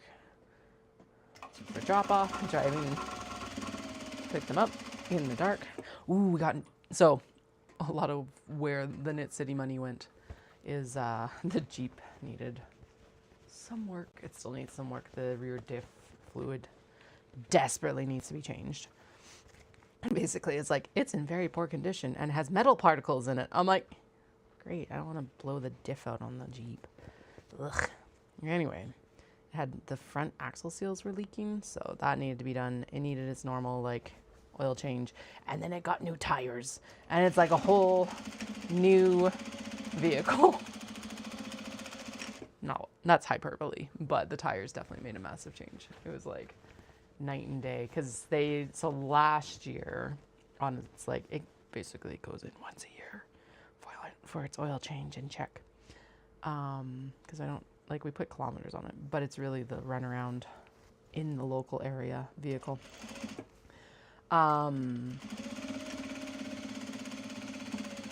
Yeah, last year they were like, yeah, the tires, like, you should swap them out at the end of the season. I definitely did not. But then this year, like, the tread was, because last year it was weather cracking. This year, the tread had actually also worn out, and you could see the cracking in between the tread. And it's like, okay, it is definitely time to change these. So yeah, they got swapped out at Costco the other day. Way better. And there's something, they're like all weather tires. So Canada has like all seasons. I think they're getting phased out for these all weather tires though, because technically the all weather tires are winter rated. but you can leave them all on all year. So I don't know if we'll actually end up getting summer tires for the Jeep. Kind of don't want to have to store another set of tires, because we do for the truck, and the truck, it makes sense because it does the longer drives in the summer and things. Technically, you can drive on your winter tires. It's not a big deal, but they will wear out infinitesimally faster if you drive on them during the summer season because they are a softer tire. But yeah, I don't know. Anyway, it is a much nicer drive in the Jeep, but I do need to go get its rear diff. All its fluids need to be done, but the rear diff one is definitely top priority now. And part of it is also, it's like we've put 40,000 kilometers on the Jeep in 6 years. Yes, because we bought it just before the eldest was born. And I don't know when it was changed last, so it makes sense. Like it's come due anyway, that all these fluids need to be serviced, so.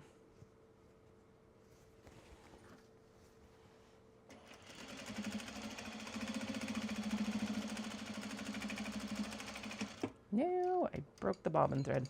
Damn.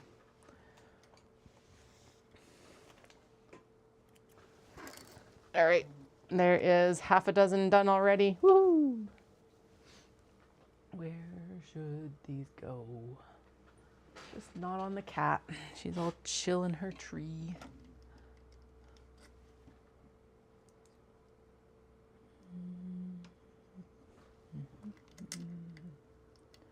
There's snow in the mountains. Apparently Lake Louise is opening up for skiing this weekend, which is insane.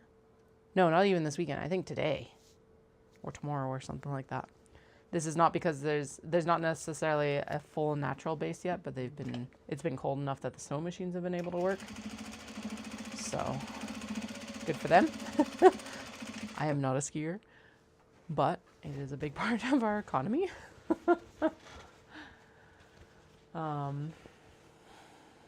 Yeah.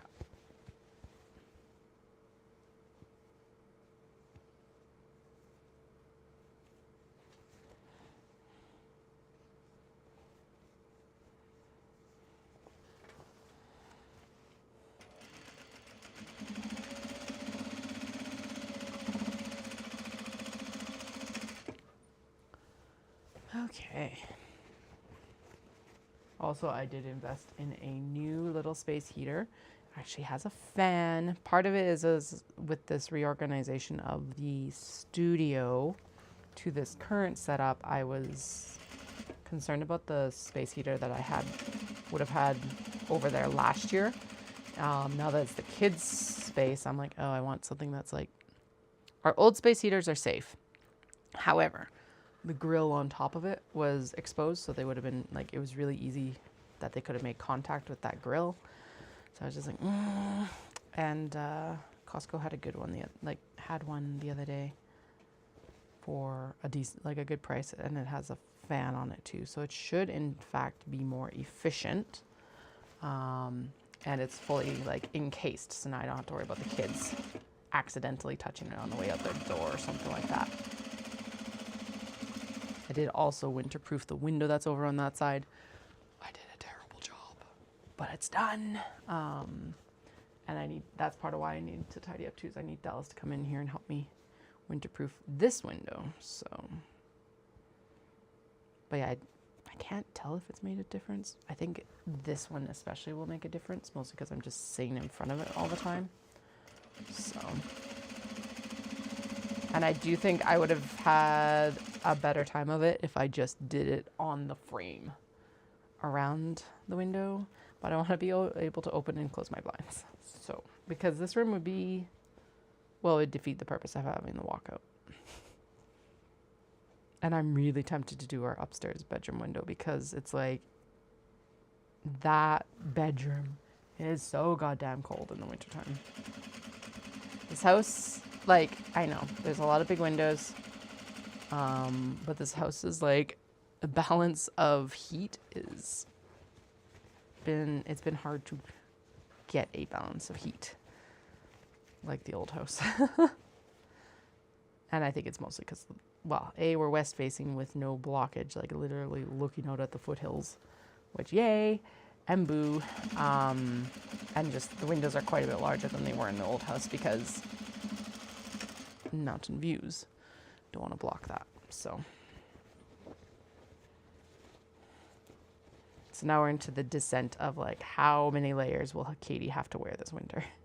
Now, I will pull out the other space heaters if I need to, or maybe I'll buy another one of the little fan ones. But I'm really hoping that with the fan and the way that it circulates, because it's not just a fan, it also circulates, like, it's not just blowing straight. It actually goes down, goes up. 3D, I think they called it. 360. It's not 360, but 3D. So that should help as well, but we'll see. I think I still want Dallas to put the fan in here as well, just so that we can really keep the heat off of the ceiling.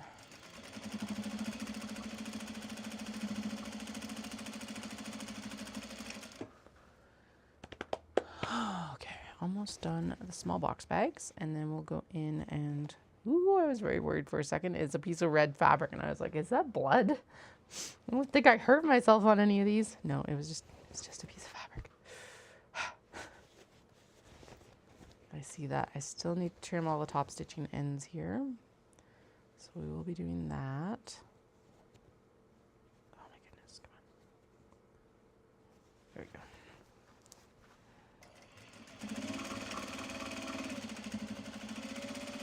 we go. Look at us. Actually finishing the whips that I started almost a fucking year ago.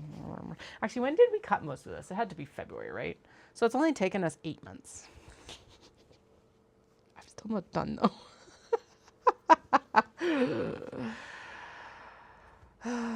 I guess the next big push is I should actually get these tote bags done. We will do the tote bags after the shows. I'm not focusing them on this week. Although I do need to clean them up because they're slowly creeping into the space, and they probably should be tidied up. And then there's a few kato that I need to cut canvas bases for, so that's something that we can work on. At least that's, and then actually that'll be part of the ones that we'll test the cylinder arm out on, is we'll get those kato finished. I think there's like 9 to cut bases for, and then there's actually quite a few that don't have, or they have bases, but I need to match interiors too, so.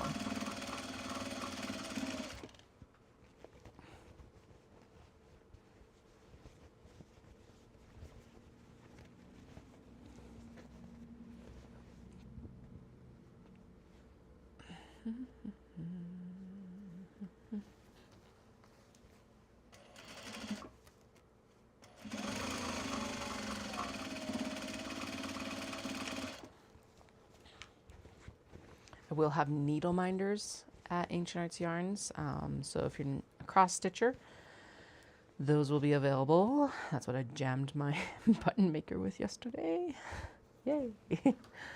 They're turning out really cute though, so I'm excited about that. I need to get some magnets for the back of them, and then I need a way to display them. I'm pretty sure I decided what I'm going to display them with. And I have magnets, but someone was like, no, I need strong magnets. And I'm like, that's not even something that I would have considered. She's like, I aggressively cross stitch. I'm like, all right, makes sense. Thank you for the feedback.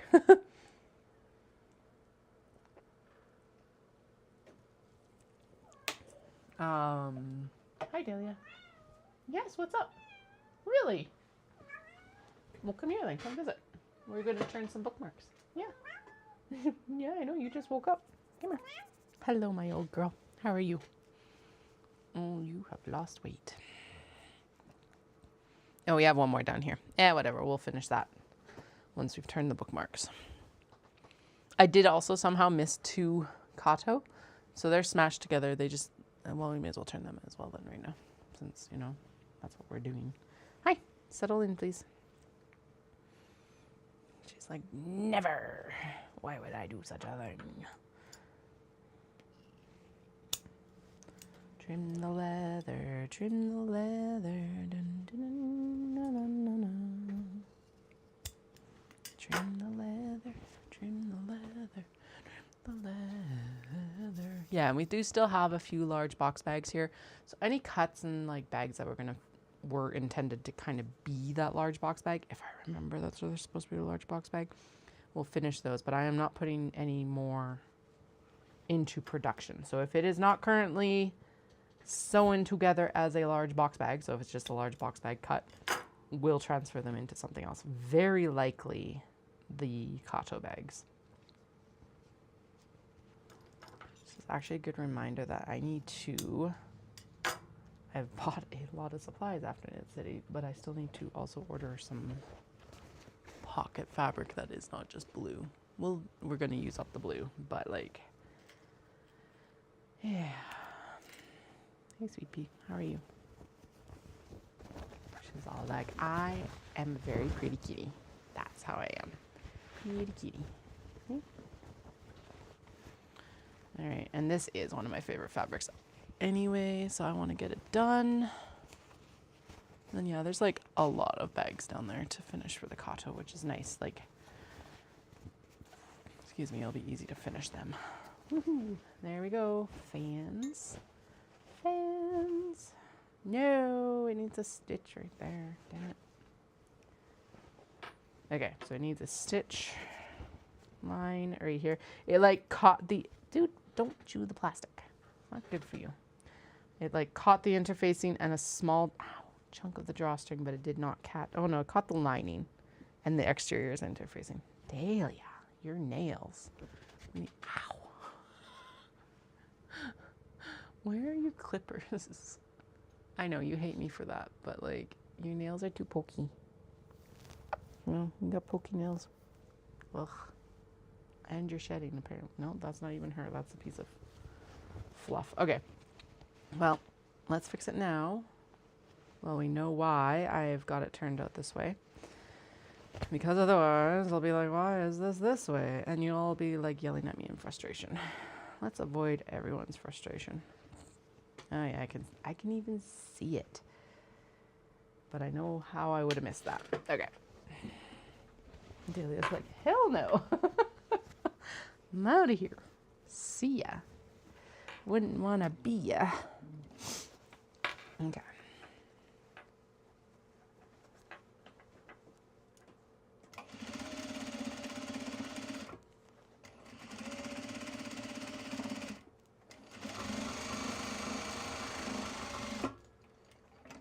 Okay, we know that we caught the interior. Now, did we catch that exterior? We got her. Perfect. Anyway, this is one of my favorite fabrics that I got last round or a couple rounds ago, whenever. Those two trips are a blur. Guys. It's so good. And so all of these like struts on the big fans are gold highlighted. This is one of my favorite colors that I've seen out of Japan in like years. And look at this combo of the, oh, you can't see that. That's that like dark teal and the sakura pink color there. This pink up here is also one of my favorites. These ones in the background aren't highlighted with the gold, but like I said, the ones in the front are. And this color composition for this one is just spectacular. So let's get it done. We'll just stitch the interior seam. And then we'll stitch the interior seam for the small box bag.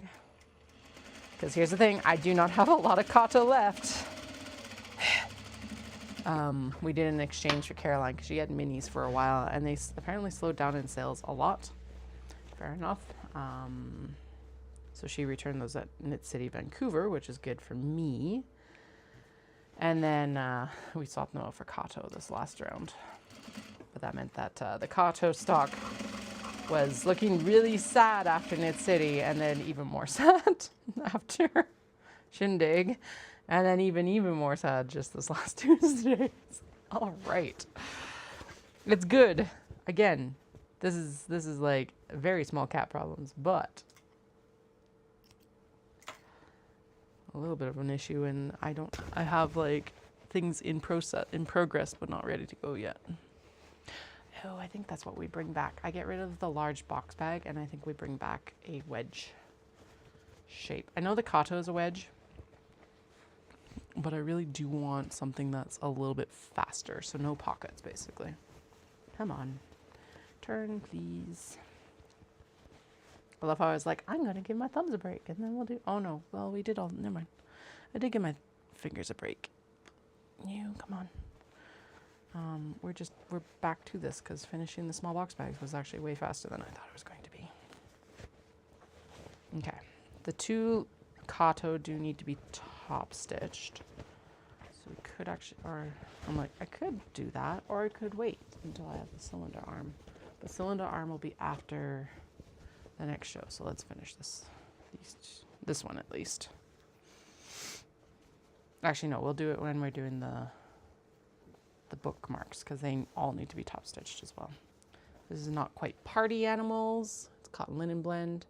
It's kind of got like a blue tinge or gray. Yeah, like, I don't know, sage tinge to like the highlights of it. It's cute. Okay. Doom. It definitely fought getting turned though. Yay.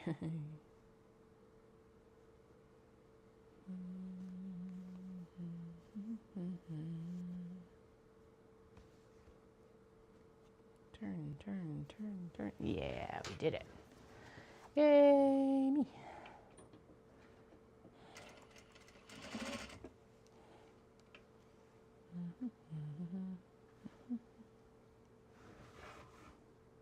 Now the question is, can I get bookmarks done today? We might have enough time to actually get them done today. That would be impressive. Okay. I'm going to throw these over here because they are not done yet. The small box bag is done except for trimming the exterior and interior top stitching threads. And that's not something that has to happen right now. It can happen even day of. There we go.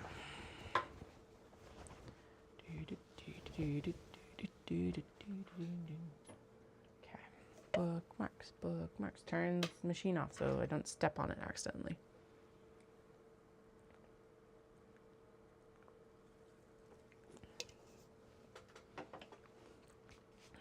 I am definitely going for a coffee tonight when in between picking up kiddos and everything else.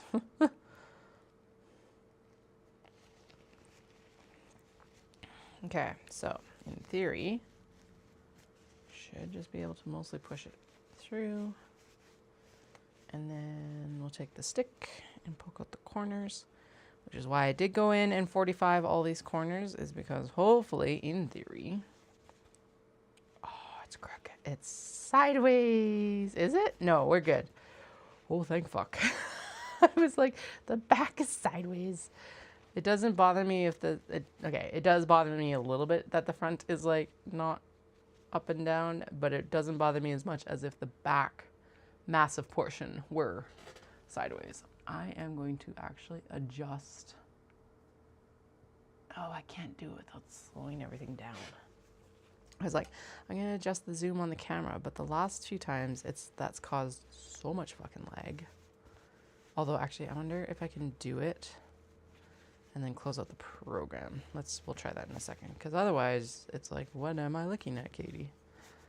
Anyway, bookmark number 1, and that is the way it would go on your page. Okay, let me get this zoomed in, maybe. That's not what I want. This is what I want. Longitude. Ooh. Laptop's getting warm today for some reason. Okay, let's see if this like makes me super laggy. Because like I said, the last few times it has. And so far so good. Okay, how... Ooh, that might be a bit too much. Hello! Oh yeah, laggy as fuck. Okay, but if I'm turning this down here, yeah, you want 65. We want to go in as close as we can. also really, really, really bright. Which, what I should do is just close my blind.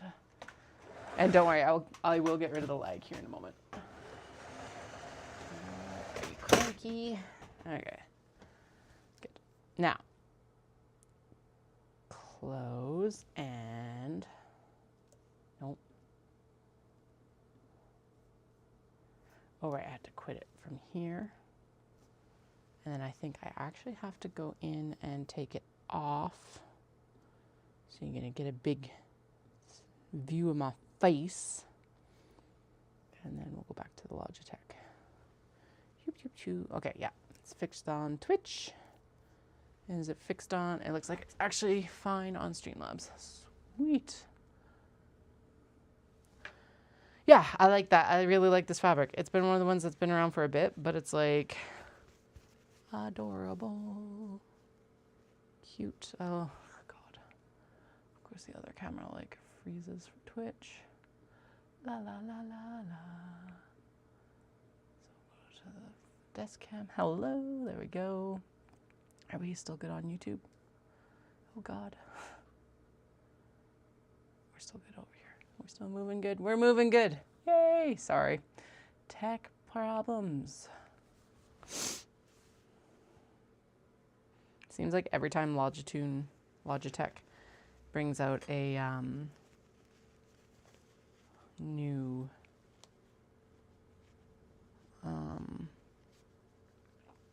like firmware, software update, I think. It seems to like break their cameras. It's like, why? I thought software updates were supposed to improve things, not break things. Anyway, it is a recurring issue because every time I've had something happen, it's like, I'm lagging after this update. And it's like, oh my God, guys.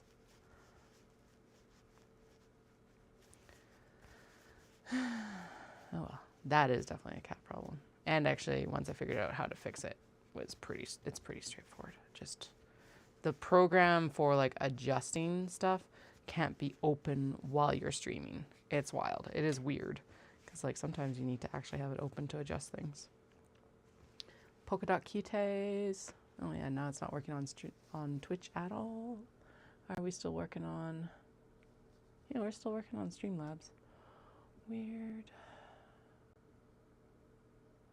Nah. Oh, I see why. Okay. Now, hopefully that doesn't freeze up. Yep. So Twitch is freaking out because it's like, okay, well, they just don't get a face cam today. Nothing. Out of here. There we go. Bye. Anyway, polka dot kitties. This one's cute if it gets captured because there is a, yeah, this one doesn't have it on it. It does have this little one on the back though. Oh, which actually would be walking the correct direction. Anyway, what I was going to say is that some of these will have a little like cat head polka dot, which is adorable.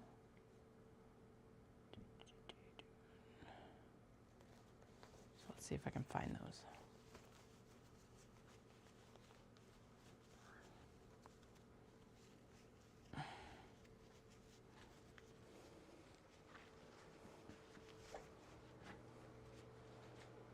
Oh, I see. Okay. I'm like, sorry, I am wandering off because it's gotten cool in here. But that's because the fan's not running because it's not set up to run unless it's below a certain temperature. So let's turn the fan on. So this is almost 17 degrees over there, so that's pretty good.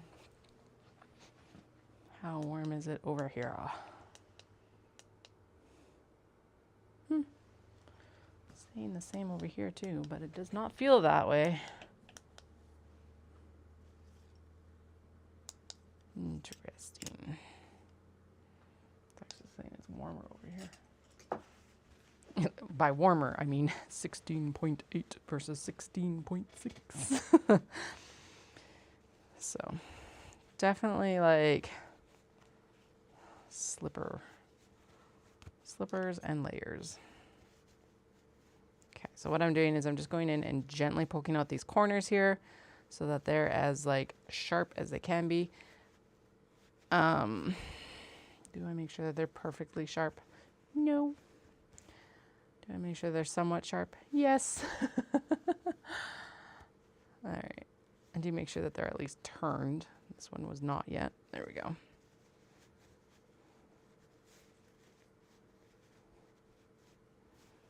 Yeah, okay, so this one's got the polka dot kitty head right there. And it's actually got one on the back along with these two cats as well. So super cute. Actually, and we should be...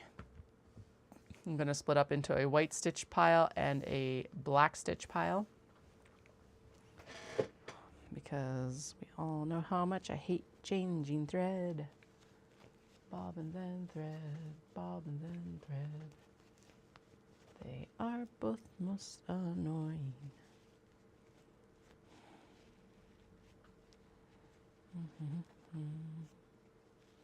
Yeah, so I'm kind of like, what else do I need to do with this section here?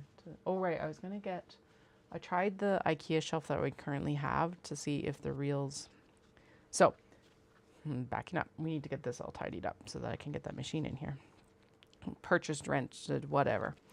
However, one of the big things that is stored down there is the zipper cord reels. So I'm like, okay, brainwave is that we get them actually up on the wall on a shelf with a little, like, basically almost like a real picture ledge, so that I can just leave them up there, which would make more sense. Use the vertical space. So I was like, cool, I've already got a shelf, one of the IKEA shelves, maybe we can use that, but it's like half an inch too small. It's like, damn it. Because it's too narrow anyway, and then B, there's not enough room to add an actual little like lip or anything like that either. So I'll get it figured out. I'm gonna be able to get Dallas to build one. Inari's foxes.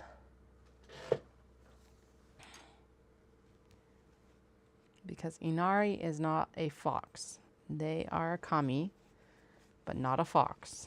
The foxes are Inari's messengers. But it is common misconception is that Inari is a fox, but they are not.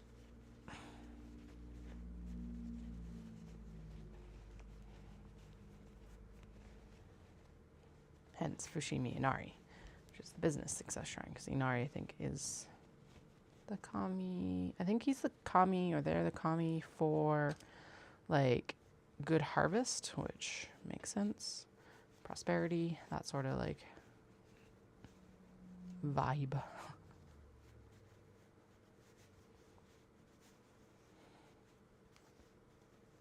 Yeah, sushi. Oh, it looks so good. There's like a little wasabi on there, tamago. Yeah, also, oh my god, my nails look so good.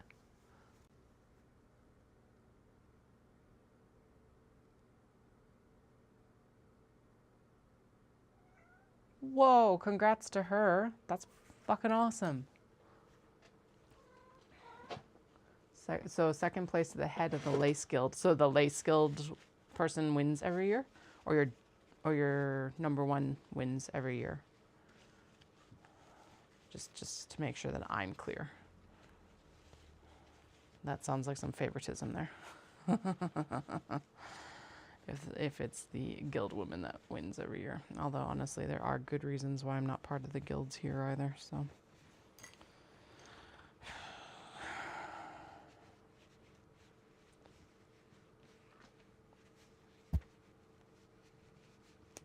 Yeah, oh, I just poked through. Shit. Also, this one is like not happy at all. Can we fold this corner under? Yes. Okay, yeah, that does mostly work. Okay. The lace lady, jeez, okay. Those things are like insanely political. I've definitely seen a lot. So Stampede has their big art exhibit. And I've definitely seen some pieces that should have won that did not. It's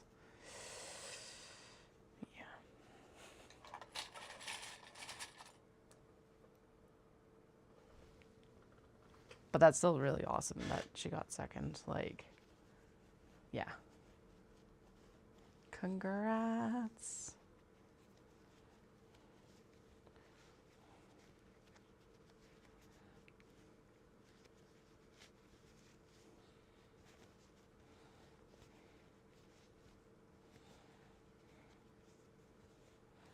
Like the state exhibition in the winter, and then I just remembered Ontario has their big, like, the Royal Winter Fair.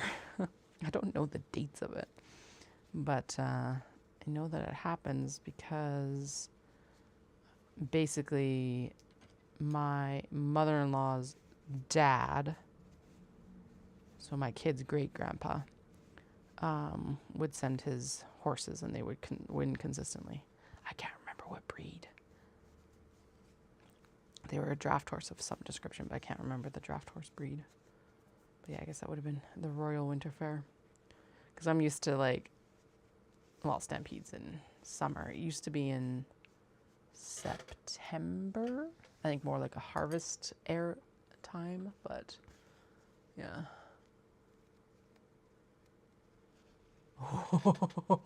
Okay, so I'm not far off then either. Ugh.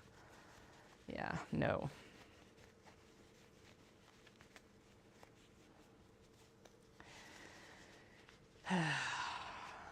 Here's the thing. As a young knitter, so I've been not a young knitter now. That's the crazy part of this. I've been knitting for like half my life. Anyway, I'm still...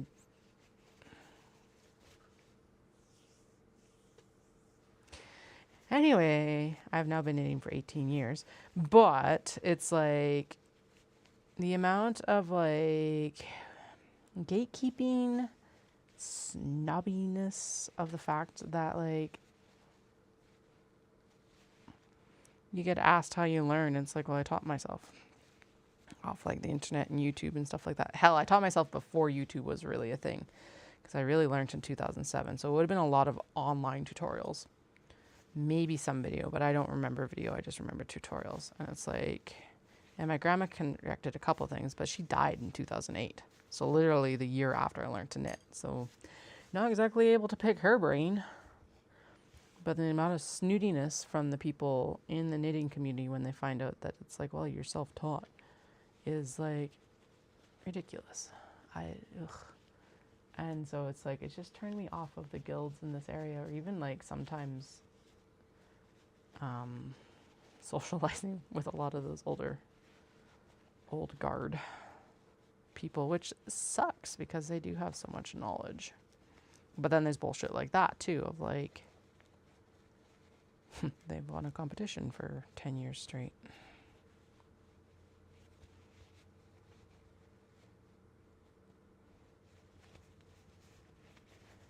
Anyway.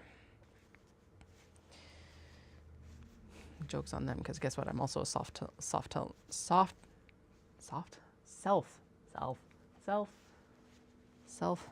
sewist, sewer, seamstress, whatever the fuck we're calling this.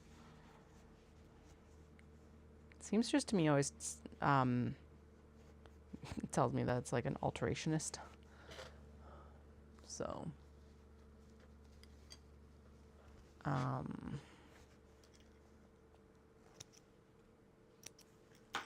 but sewist doesn't quite communicate the professional side of it. Am I actually professional? I don't know. Self-taught professional.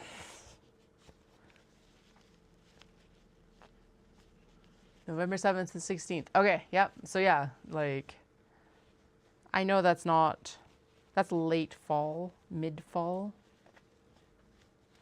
Actually, it's coming up fast then. It's like next week, this weekend. Yeah, anyway, he used to send his horses there and they would win all the time. Yeah, I know. The big ones, I don't know, man. I don't like it. Tiring. I don't like being... It's ageist. That's what it is. That's what it's like. As much as it's like... That usually goes the other way. It's also like... Comes down as well. Because it's like, who the fuck cares how you learn? Especially if people are reaching out to want to learn more. Well, it doesn't make me want to reach out to learn more from them anyway. These press-ons are doing really good doing the turning. Wow. All right. We will remember that. I've got another set to try. Once these ones will probably be toast. Well, they'll be on for have been on for 2 weeks at the end of this week by Friday. So it'll probably be time to change them anyway, just so my nails don't get grody. And I've got a cool pair from, like a handmade pair from Kiyoki, something like that. It's a mall store, but it's like they're out of Korea, I think. So those will be fun. And a little bit more. I really like this almond shape. Very much a throwback to the shape that my grandma used to wear. So it's like a little bit of that, a little bit of comfort wear.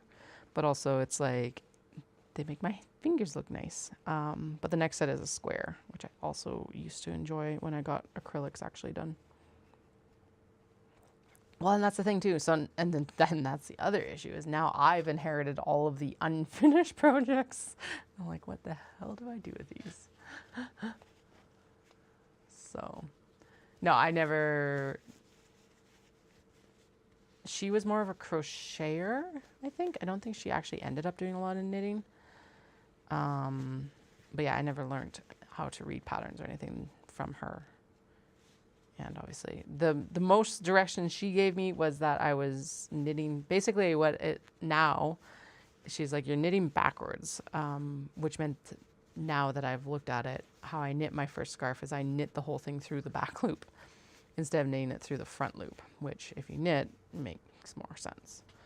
But basically I was picking up the back leg of the knit stitch instead of the front leg of the knit stitch. So it also took a crap ton more yarn and made the fabric way too dense, like unusably dense. You should do it. They're just press-ons. They're like drugstore press-ons. These ones are the Kiss brand, Kiss. Now these are the fancy ones, the Allure or something like that. So they're the more expensive ones. But they've also, the cool thing is that they have that like the 3D-ness. So it looks like you actually did go to a salon to get your nails done. The glue in these ones is the pink gel glue. It is a nightmare to get open. So just be prepared for that. Like Dal's actually, I got him to open the second tube. The first one had to be like, I prized it open with like the toothpick that they send to push your cuticles back. But yeah, he actually like bit the second one to get it off because. So once you get it off, kind of like recap the thing so that's like not gonna dry out, but don't press it all the way down because you'll have to bite it off again, and then you could end up with super glue in your mouth basically. I did also try Glamnetic because I heard someone say that if you have more curved nail beds, it's a better one, but the glue was horrendous and I only could get 2 to stick and they were too curved for me. So, and I will be buying some in Japan because, oh my God, someone was posting on Reddit about a place in Tokyo and it's some spectacular nails. So I'm excited about that. It'll be good. And I kind of did want to get these figured out before I go because honestly having nice nails in Japan is good. It's like one of the things, and I just like them. But I also didn't want to spend the time or money to go to a salon to get them done. So I'm glad the press-ons are holding up pretty well. And the last set I did over Shindig as well. So like the loading of the grid wall and the setting up of the grid wall and all of that. And they did, all things considered, pretty good there too. So I just wanted a little bit more, like 2 weeks instead of a week is nice because that means that my nails won't get as thinned out and stuff like that from prep and things. So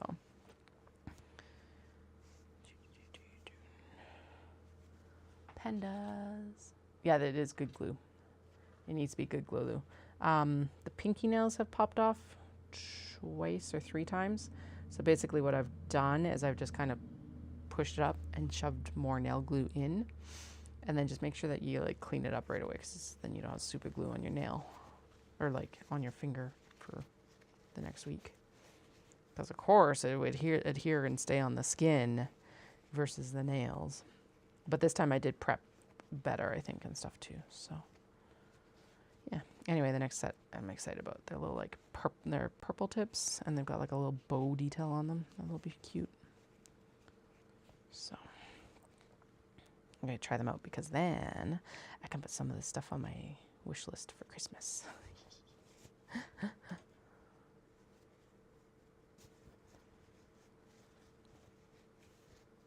All right, we're finally getting the bookmarks done. How long have these been waiting patiently? Who knows? Does it matter at this point? No.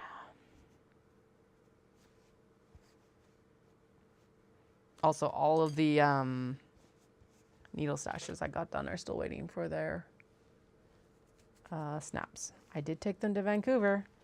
I did not put snaps on them. Tara and I focused in on the making sure that the axolotls and the ducks were done for stitch markers, basically. So that's what we did instead. Oh yeah, I've got some Christmas charms I was going to make little Christmas markers out of too. I've also got Christmas fabric, but that's why I don't do seasonal fabric very often, because it's like, there's like a very short period of time you can actually use it. Maybe I'll sell the Christmas fabric too. It is super cute. Or I absorb that into stock, and that's what I make the kids' Christmas outfits out of this year. Ooh, except one has a Christmas outfit already. The other one could probably use, actually I wonder if their shirt from last year still fits. Although they could use a couple Christmas outfits, really. I will think on that. But it would make cute Christmas. Only problem is if there's enough.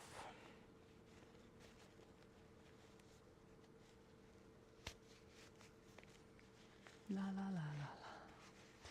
Stream of consciousness now. Ugh, this coffee break one is really good. I really like these shirt fabrics for the lining material. Oh my goodness, it looks really good. Like, it has in all of them, but like this cafe one looks really fucking good with it. Sweet.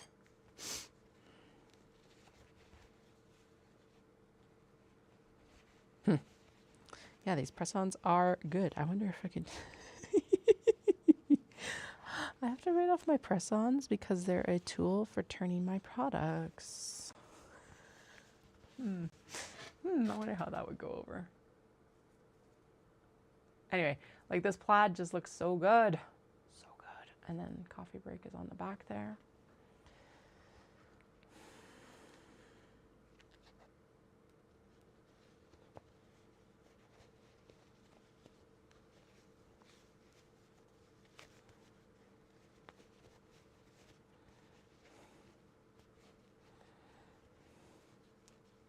I saw someone making these, and she actually like puts a belly band on every single one, and I'm like, that's smart, and also so much work. It's super cute though. I'm like, both like, oh god, and also like, maybe I should do that. It would explain them without me having to explain it, but at the same time I also don't like doing a lot of packaging. So what are people going to do? They're just going to go recycle it.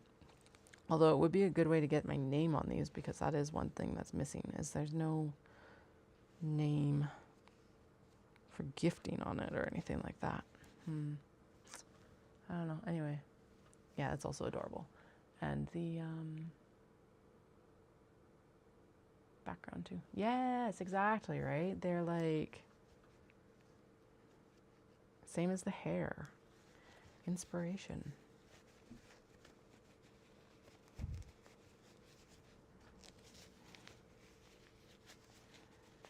And tools, apparently. Because, yeah, this is actually working better to push it out with the nail tip than with the pusher thing that's actually intended for this.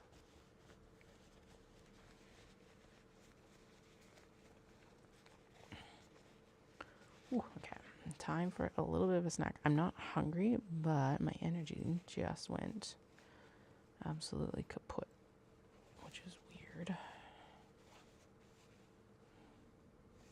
Ooh, that is one thing that's happened though, is it's like, yes, with the Ozempic, is that I am losing weight, which yay, nice side effect. But also it brought my A1C down a significant amount, which is awesome. Honestly, if that's all it ever did, I was gonna be happy with it. The weight loss is just a nice side effect to it in some ways for me. This isn't particularly crunchy. If you hear this on the mic and it annoys me, or annoys me, if it annoys you, let me know and I'll turn the mic off, but it shouldn't be too bad.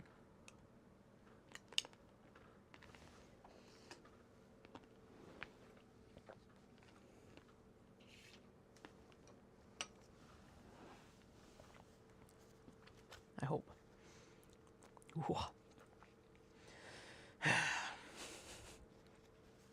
It's like,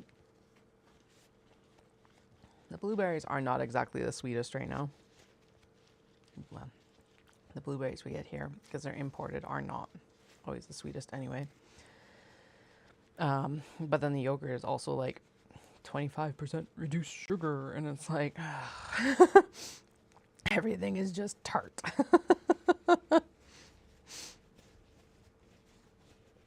Like, I appreciate the effort, but there's only so much you can do about this stuff. Especially with the sugar in yogurt, because it's like, most of that is dairy sugar, so.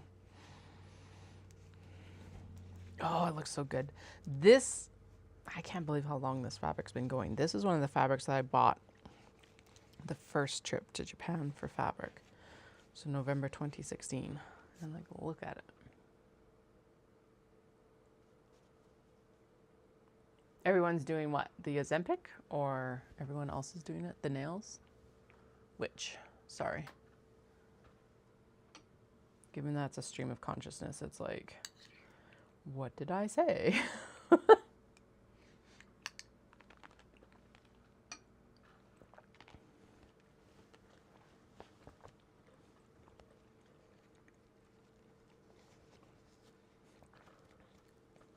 Okay, that was a bit better.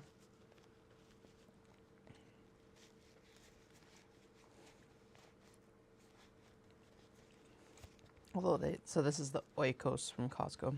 They've brought back the good yogurt. It's the great big like square containers of Olympia yogurt. It's a higher fat content yogurt. And it's also like vanilla. It's so good.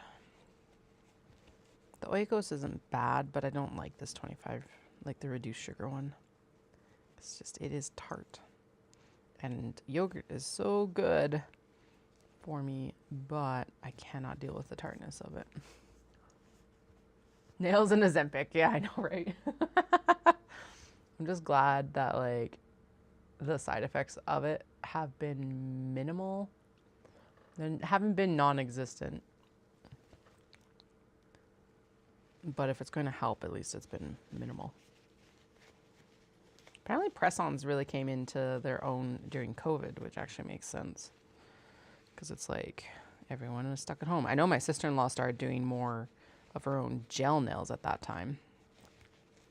I didn't even think about press-ons until recently. Like what, maybe the last few months? When I first went and did my passport photos. Because here's the thing, I love having painted nails.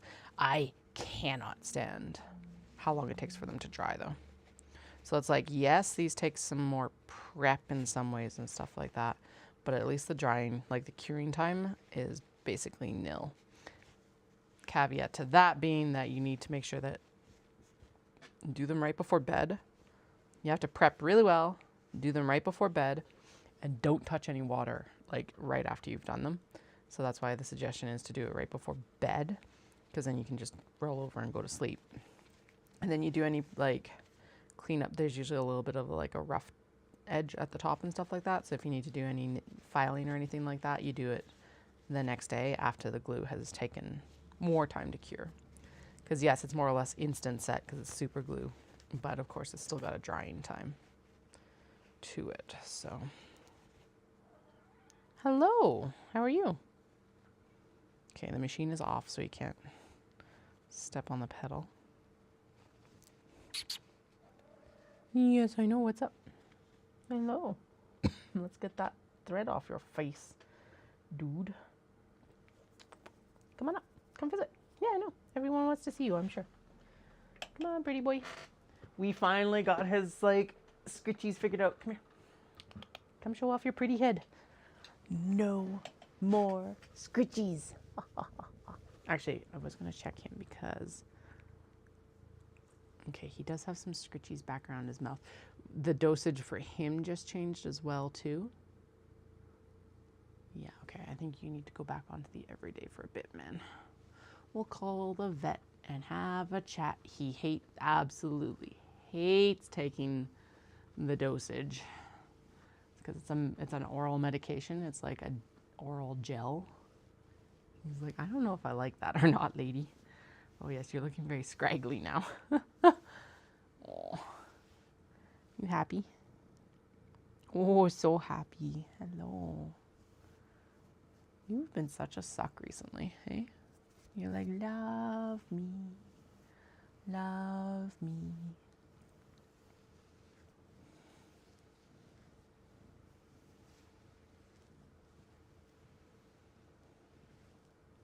Hi, what's up? Yeah, he is looking way better overall. But yeah, there's a little bit of scritchy up here that's come back. Definitely nothing like the open wounds that it was. There's a little bit of scritchy on his face, so that's not bad.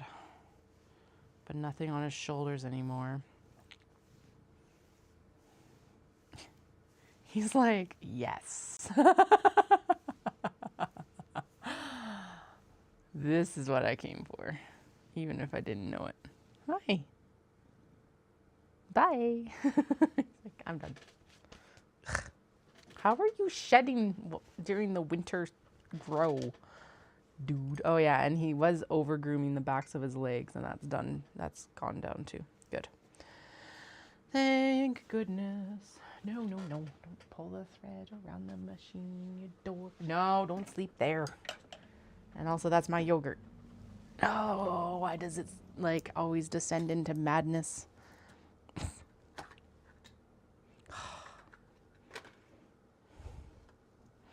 You're so loving, and then you're like, haha, I can get away with shit.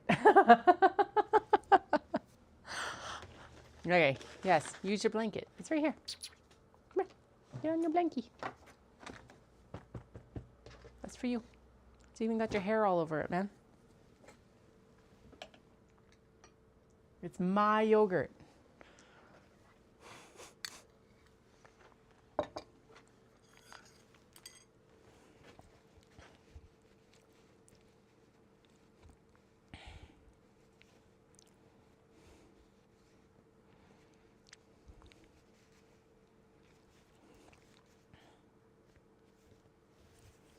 Okay, that one I did fuck up. Damn it. All the scooters are going sideways. Whoops. Oh well. I'm not redoing that one. Yeah, it is a relief because we were all getting frustrated. Hi. Oh, you're a jerk. Straight to the yogurt. Stay here then. Keep me warm. It's cold down here. Dallas was down here one day last week and he's like, it's so cold. I'm like, I know. That's what I've been telling you.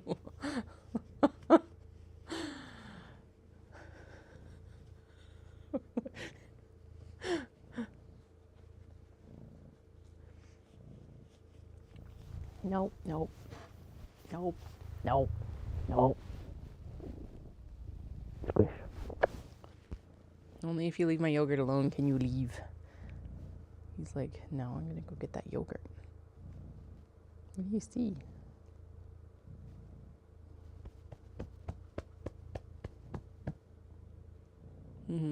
I know you're irritated at me. Get out of here. Or don't go after my yogurt.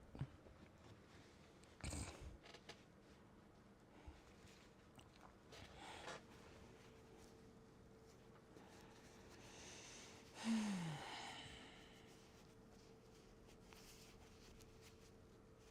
we go.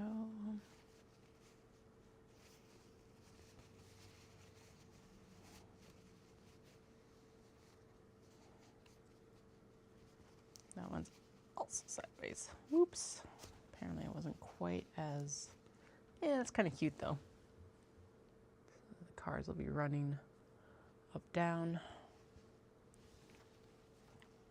Should owls have dark or light top stitching? This is also one of the OG fabrics. This actually might have been from the very first time I went, like not even a fabric trip. I think these owls were from the first trip with Dallas when we were just like eye spying on the fabric to see if it was worth it or not.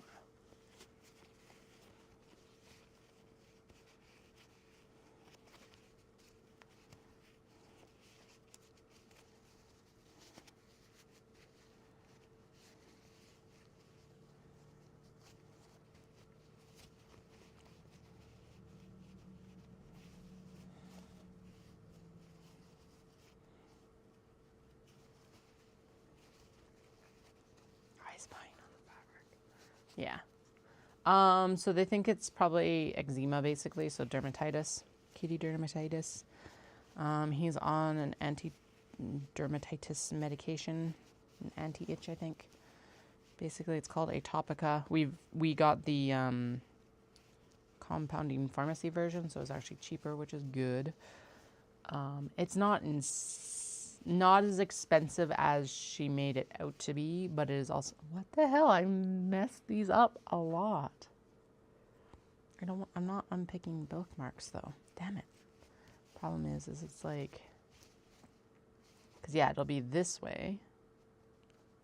But then the freaking owls are on their side.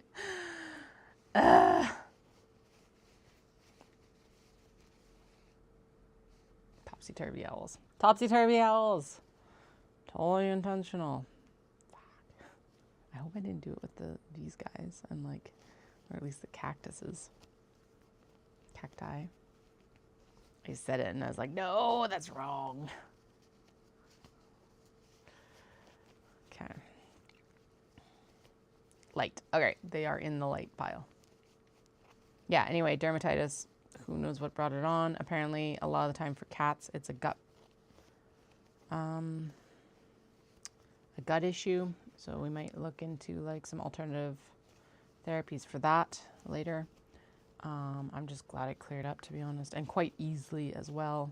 He did have a course of pretty hefty antibiotics, mostly because it's just like, of course, it keeps getting infected because you keep scratching it with dirty paws.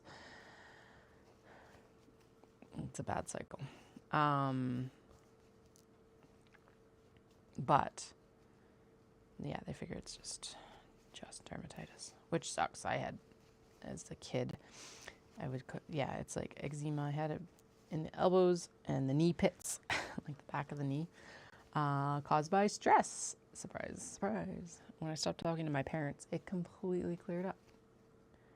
The big trigger being that I, previously, when we had gone to Disney together in Florida, it had always cleared up. Probably because, well, partly humidity, sun, and stress reduction probably. But, yeah, it, like, the last time, or when we went with my parents, I messed all of these up. All the directional fabrics are going to be topsy-turvy. Will they still be cute? Yes. Am I annoyed? Yes. All of these are sideways. Anyway, yeah, right before I cut contact, we went kind of like last ditch, let's see if this works sort of thing, I think is what happened. But Dallas and I went on a trip with them, and I ended up with eczema in Florida. So that was kind of the nail in the coffin, along with them basically treating Dallas the same way that they'd been treating me. So, because he'd been like, oh, you don't cut contact with your parents. And I'm like, because I've been debating it for a couple of years. And he's like, oh, yeah, wait, this isn't cool. I'm like, yeah. And that was only 2 weeks of it. Cacti. Piano cats.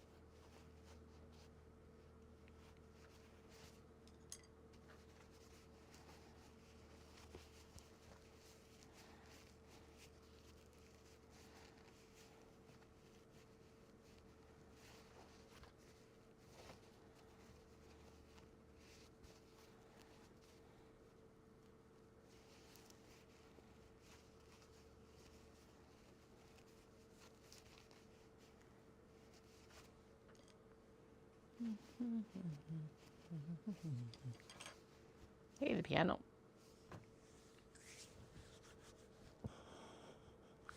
Triangle is like, oh no, okay, there we go. Yeah, no. Okay, so the triangle is perfect. Triangle is the correct direction. Sideways back. Oh, today was just not the day to be doing bookmarks, apparently. Lovely.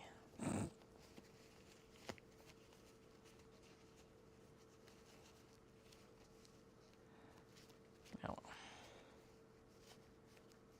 They're done. That is the important part. Ooh, Brimstone is out this week. So one of my favorite books we read earlier in the year was Quicksilver by Callie Hart. The sequel, which is coming out. Is it tomorrow? If it's tomorrow, then I am buying it from Found. Goodreads is the most reliable for this information. I'm kind of pissed off though because the only one there. So the first one, Quicksilver, is no, November 18th. Okay, 2 more weeks. That's actually better because that's post shows. Anyway, stuff. Hey, Flynn. Psst, psst. Use the tree if you're going to scratch something.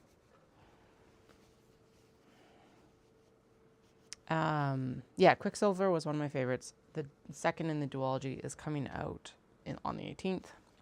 I was very hopeful that it's tomorrow. I should actually pre-order it through Found anyway because I'm going to buy it.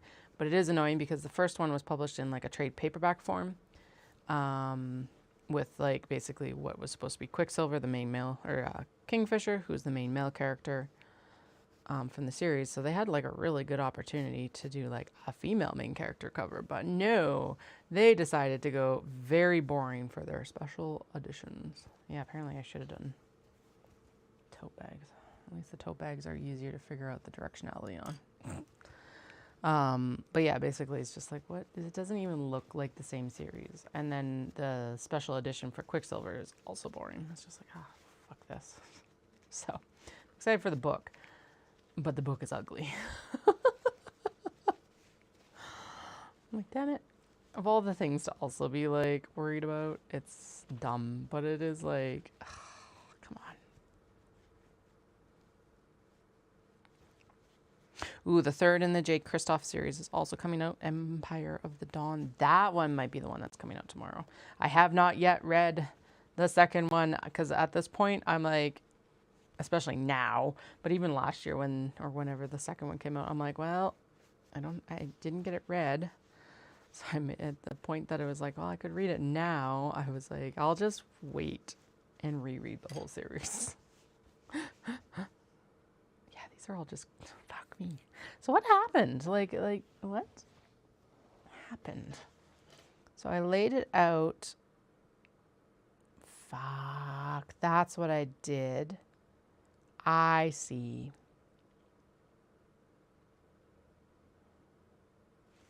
It honestly would be an easy fix.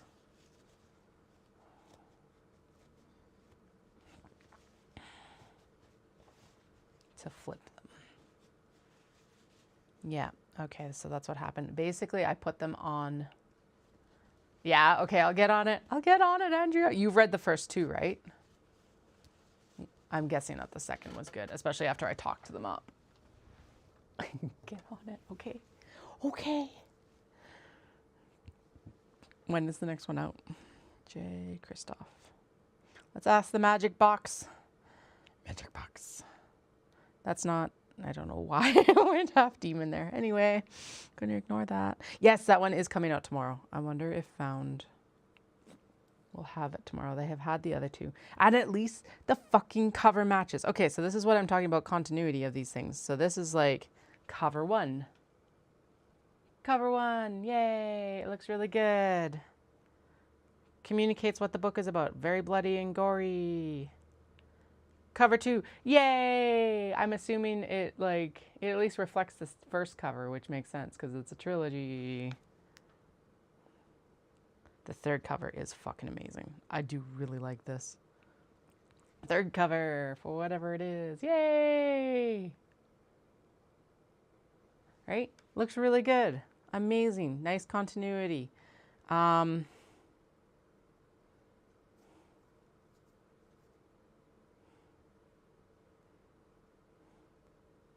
This is the cover for Quicksilver that I have, and I don't mind it. It's got the butterfly on it, which is a very important part of the story. A little bit emo, but you know what? He's an emo motherfucker. Doesn't actually fuck mothers, but you know.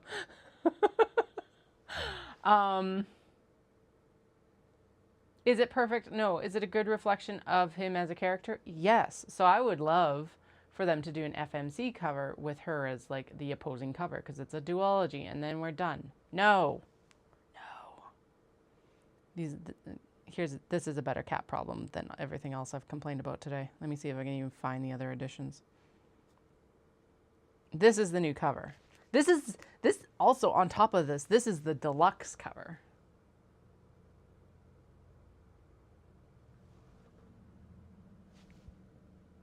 Snowflake? The snowflake does not make sense. The whole thing doesn't fucking make sense. And of course, it's only available as a frickin' hardcover because it's a special edition. And then this is the only cover that's going to be available at all for the second book. So nowhere near matching the fucking first cover. I'm so annoyed. So annoyed. Oh yeah, I know, right? Like, so if they had released it as the special edition cover first, and this one, not a big deal. But the fact is that so I'm pretty sure Quicksilver was one of those ones that was picked up from being an indie print to being being mainstream printed. So she did design the cover first, and apparently so many people complained about it that she was just like, all right, and did something completely different for the second book. But now I don't have any matching covers, and I'm like, I don't want... Okay, and the other portion of this is that's supposed to be the special edition, the limited edition. And I'm like, that's not even a very good limited edition. And if it's limited edition, then give me one that like is not limited edition so I don't have to pay for it. Because that's the thing, they'll put the limited edition cover on it and also the limited edition price on it probably. Anyway, yes, consistency would be nice. Like the J. Christoph books, that was consistent. All of his books have been consistent. Like just... Hell, cover the cover in butterflies. That would have made more sense. Ah, that one needs to be restitched. Okay, reject pile. Not because of orientation, but because of We don't judge for orientation. But I do judge when the exterior fabric is not caught. Okay, so I did figure out the issue. I put all these little corners in the corner on the interior fabric instead of orienting it to the exterior fabric, and that's why all the exteriors are sideways. So this is just going to be the sideways batch because, like I said, I'm not going in and fixing all of them. I'll fix ones that are like actually defective. These aren't defective, they're just annoying. Although at least this one, the cat heads lined up there. Oh yeah, it's 100% the publisher, but like, yeah, this is 100% not a complaint against the author. Never is. They have very little, or they can have a lot to say over stuff, but I think she probably got so browbeaten that she didn't want to like be like, yeah, this is the cover I chose either, which is also so infuriating. Anyway, I am excited for Brimstone. Now that I know that Empire of the Dawn is out tomorrow, I will make sure that I get that. I will be at the bookstore tomorrow because book club's tomorrow. By the way, Andrea, if you didn't hear earlier, this month's was Heavenly Bodies, Imani Uri. Oh my God. Probably my favorite one that I've read this year so far. Or like top 3. Because I really did enjoy Quicksilver. But I can't remember if Quicksilver was this year or not. But the Heavenly Bodies was even better.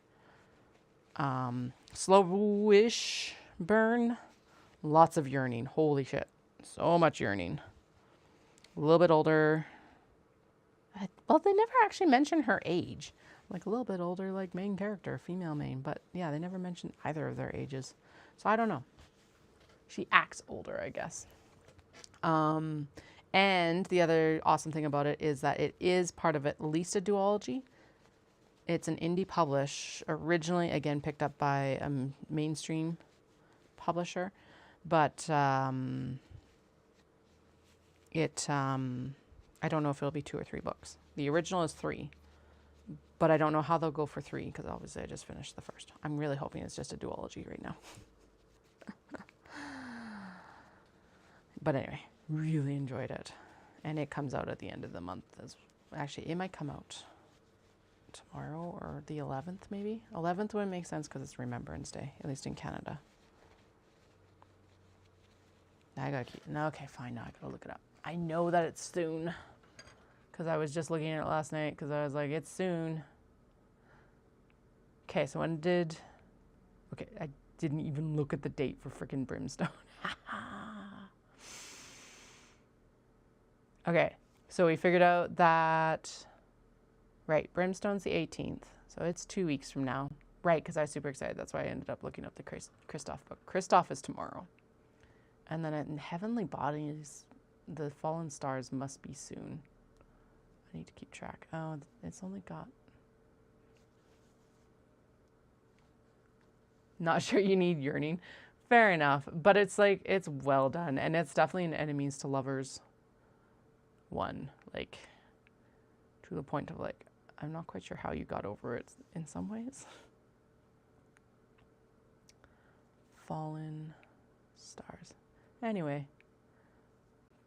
It's also low stakes. Speaking of low stakes, the other good one is Dream Harbor series by Laurie Gilmore. I just cranked through that one the other day. And yeah, so good. Okay, Fallen Stars is also the 25th. Oh my God, so both freaking Brimstone and that one is the 25th. Not like I don't have enough to read if I go through the Kristoff books. That'll be what I do over the kids' Christmas break, because we are taking a break. Is I will read and read and read. Actually, I'll probably read in between then and now too, but you know. And then next month's book for book club is, what is it? He Sees You When You're Sleeping.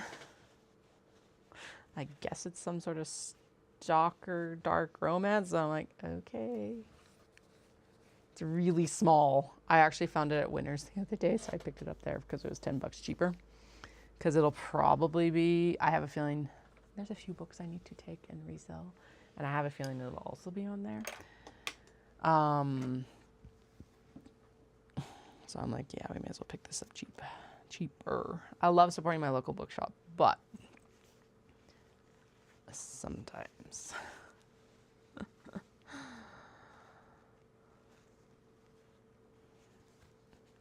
Anyway, let's get these top stitch. What time is it? It is 2 p.m. Okay, I think we probably can get the bookmarks done, and then I will head out for my workout.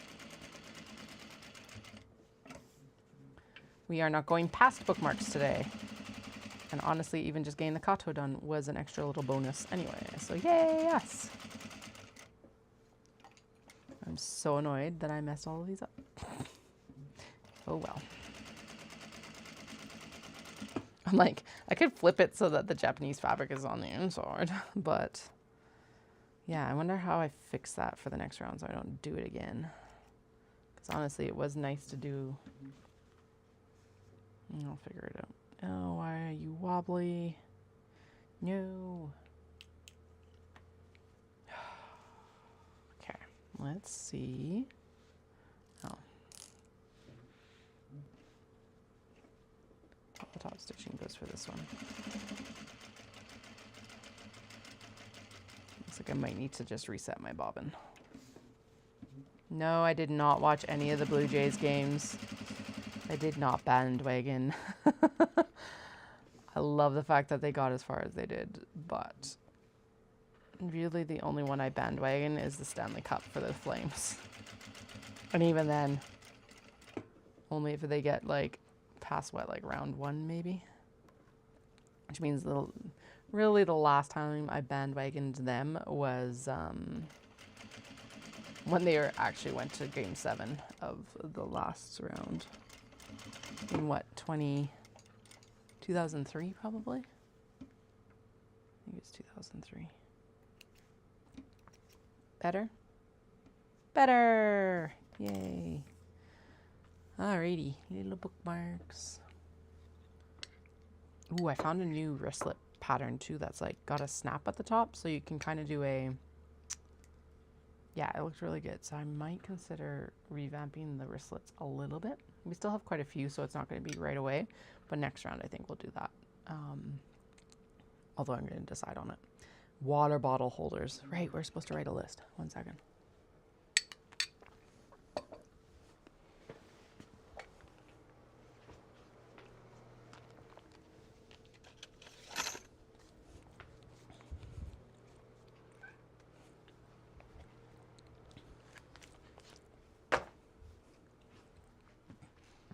Okay.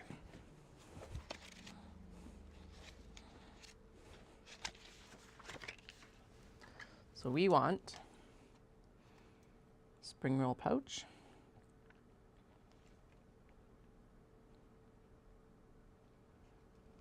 Times 6. I'm going to put down the number that we are ideally reaching for.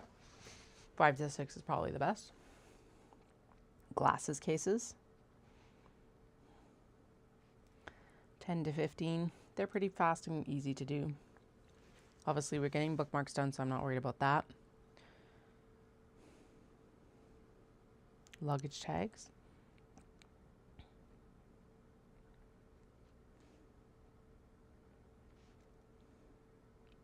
Also 10 to 15.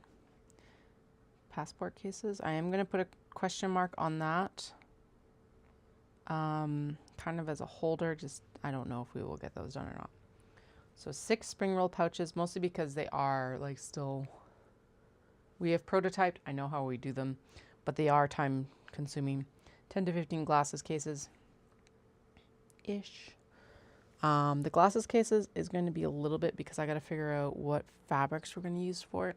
I'm pretty sure I have some cuts somewhere, and at this point we might just go in and do them anyway. Luggage tags, same thing, we got to figure out the things. And then the passport cases, we do have them cut, but we need to do that revamp of like how we're actually putting them together. I'm going to put it right in the notions tin there, thing there. And we're just, yeah, then it's staring at me. I think that was everything, right? Because totes we'll do after the November, yeah. Totes, so these totes, the normal totes, wax canvas totes, need to also do some traveler slings.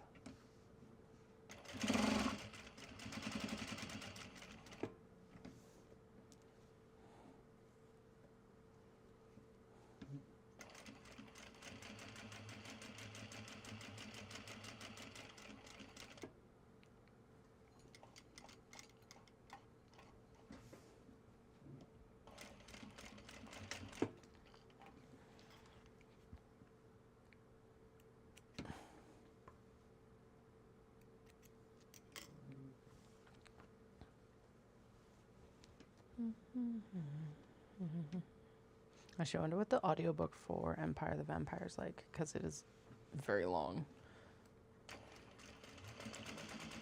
Probably pretty good, because honestly, the Illuminae files by him and Kaufman as a audiobook was really good too.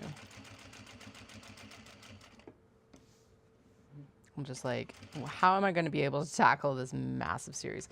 Because that is one weird thing that I've also noticed, and this was like beginning last year's. It's like when I sit down in leisure time, when I have leisure time, I don't always like doing things with my hands, and that's part of why I haven't been knitting as much and stuff like that, I don't think, because it's like between work and babies, my hands are constantly busy. So now, yes, I do scroll, which is also not good. I'm trying to be more conscious of that. But I find even just sometimes holding a book, I'm just like, meh. The physical part of it is what is getting me right now. Which I think is part of why I've enjoyed the audiobook so much, is like, hey, I get a story still, and like, yeah, there's no physical ick about it. It's wild. Oh, this cat. I don't understand.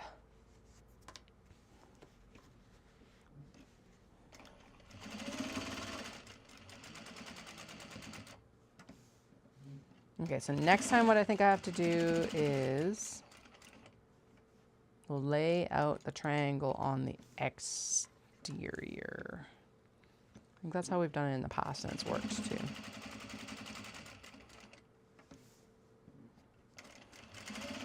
Oh well, they're still cute. Lesson learned. They are fairly, like, popular product, so that's awesome.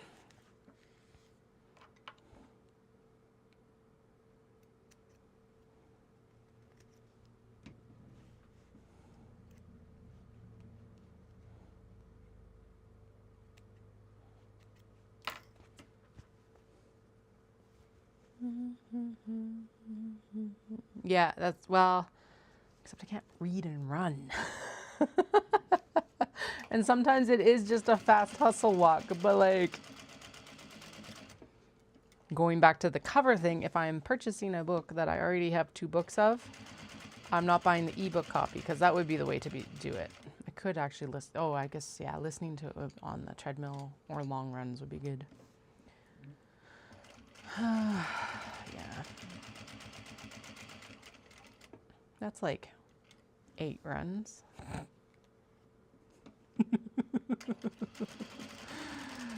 Oh boy. For one book. I think each book is like 28 hours. Although the second book is shorter, relatively.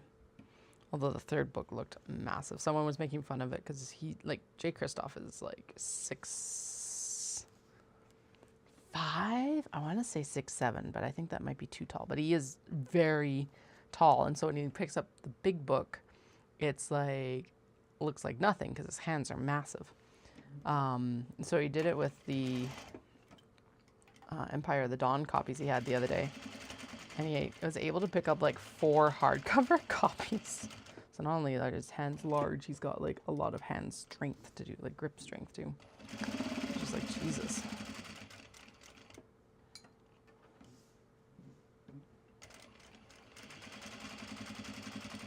Oh, this Michael one is super cute. So bright and cheery. Perfect for the dark romances. Kawaii. I had a Japanese teacher tell me once that my kawaii, which is cute, sound like kawaii, which is scary. So like, well, that's definitely not what I'm intending.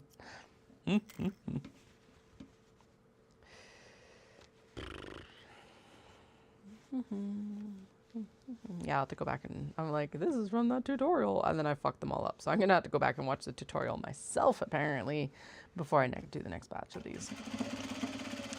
Oh, well. Win some, lose some. Hopefully the spring roll pouches don't go this way. Hopefully I've worked out my jinx for the week and we'll be fine.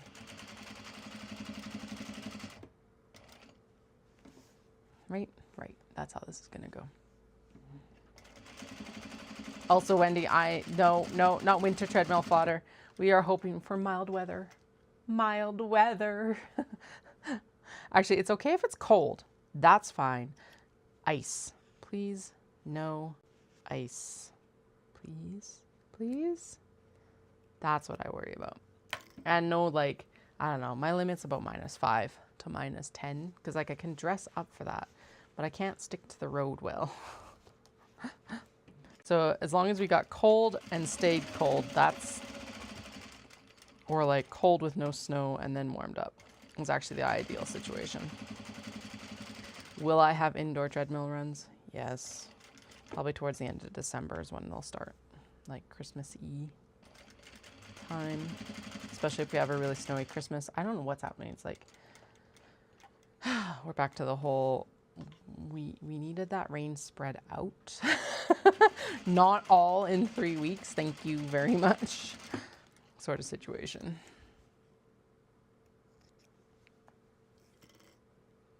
It did rain on Halloween. But it was still the mildest Halloween we've had in a very long time. Like last year it was bitter. And then, yeah. Kids are actually having a PJ day at school today.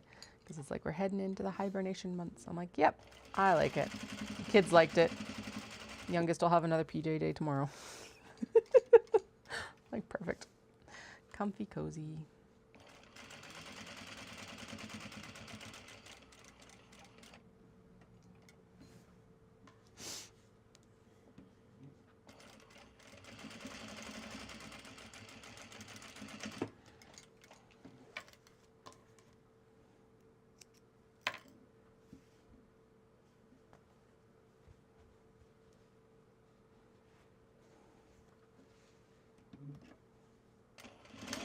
Ew, that broke the bobbin thread or something. Something. Okay. We're good.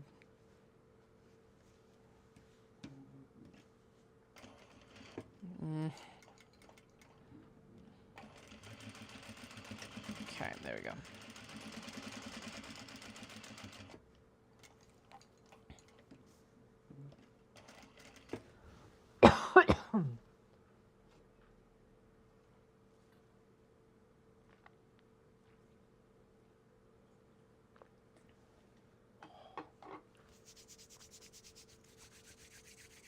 I wish I knew where my fingerless mitts were. I say as I spot one. They're right here. Fuck yeah.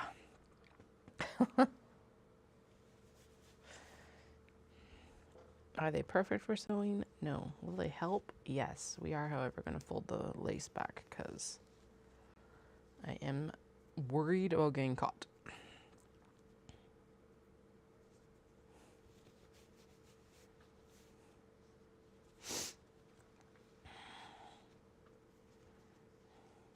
But yes, just even that layer helps. So much better. Okay.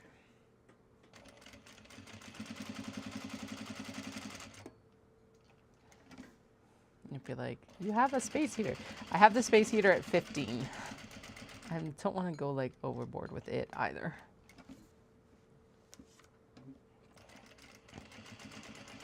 But yeah, it feels like probably in the next couple of weeks it'll be toque weather. Whoops. I can definitely get Dallas to help with this window this week. Kids are in school Wednesday, Thursday with the effective timing of Thursday. Ooh, yeah, I bet. Yeah, I guess you're in that transition from like spring transition, aren't you, right now? I'm on the other end. Ugh. Ugh. I was actually chatting with Dallas that we'll probably still end up, and like, I'm looking ahead at Japan still, because I'm like, it's still going to be nicer than here in February, that's for damn sure. But I was saying, I think we'll still take their, like, the kids' winter jackets and stuff, because they're smaller. It is one of those, like, damp colds, especially in February. Actually, I don't remember February being damp, but, like, I don't want to risk that. So, because I'm like, what am I taking for a jacket? But I think I'm going to take my, like, fall suede-y kind of jacket that I have right now. Because it kind of has 2 layers. It'll be comfy. And we'll need our rain jackets, too, because they are effective for, like, windstorms and stuff like that.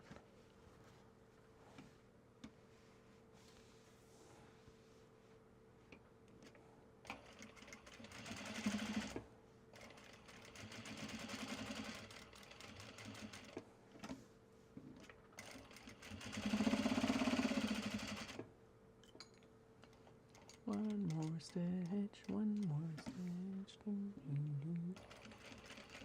I totally got guilted by my eldest on Friday, though, right before Halloween.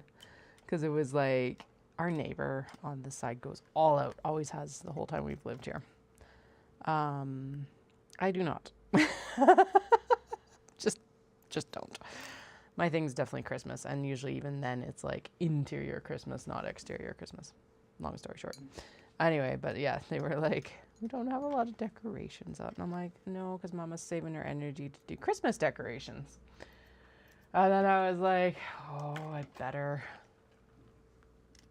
actually decorate. So I put minimal effort in, but some stuff got out, so I made them super happy. Anyway, I was just thinking about the fact that I'll get to decorate right after shows as well. I usually wait until after Remembrance Day for Canada, which is November 11th, next Tuesday. Not tomorrow Tuesday, the following Tuesday. Mostly because Dallas is like, please don't decorate before this point. I'm like, yep. Can't happen this time anyway because of shows. And then the kiddo, the eldest, has a field trip, I guess, on the 18th or something. I'm debating if I'm going to go or not. Probably should, because I do like when I come, like, go on field trips with them. And I am technically done my shows by then, too. So.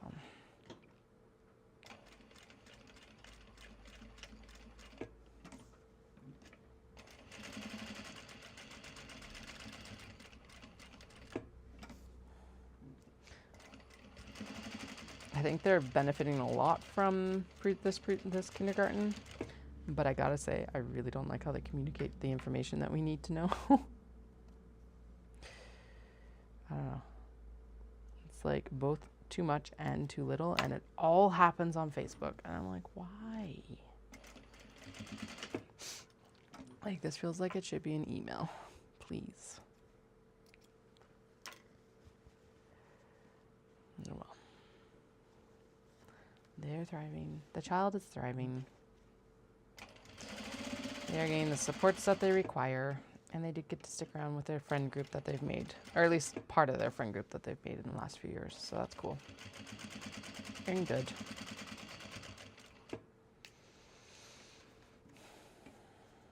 Ooh, I had a very, like, fruitful conversation with the speech therapist for the school, though, because they actually know someone who facilitates homeschooling, basically. So because I don't, like, we're not unschooling, which is when you don't have any curriculum. I want a curriculum, all of this. And in Alberta, you have to register the child still with the school board so that they make sure that they're meeting the goals that should be met even through public school. Met or exceeded, hopefully. But to do that, you need to, like, register through someone. So I've got a line on one that is more of a, yeah, it's like a support network for it. Apparently she's put 3 of her own neurodivergent kiddos through homeschooling. They're now in public school or some sort of public school alternative, out of home education. I guess is the best description of it. But yeah, because it's like, and they have a whole bunch of options for like partial in class or like whatever. So I got to chat with her and see kind of if it can be like a hybrid model or what exactly. Because having some options outside of the house is also nice, because it's good for them to see other people and how they work too. And hey, give me a break too. So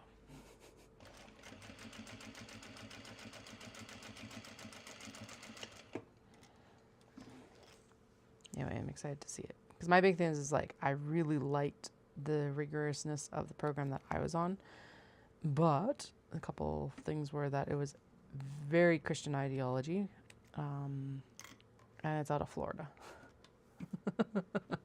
So not a lot of Canadian education, which, hey, we live in Canada, we should have some social studies about Canada. So I'm looking to basically see if there's a program that matches that for rigorousness in like math and language arts, with a secular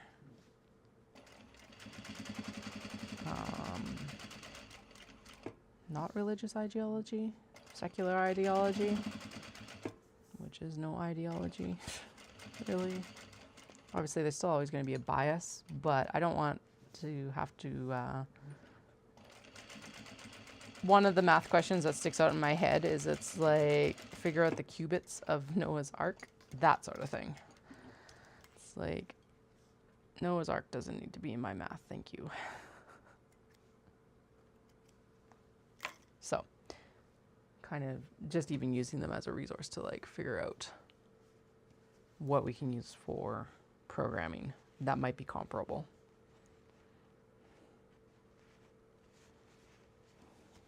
Because I need to do that sooner rather than later. That's why I'm hoping I also get my energy back. Because if I want to stream, I need to do it after the kids go to bed next year.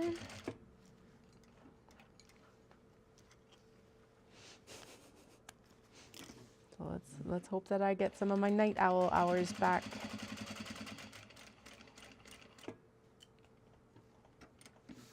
I'd be so sad if I don't.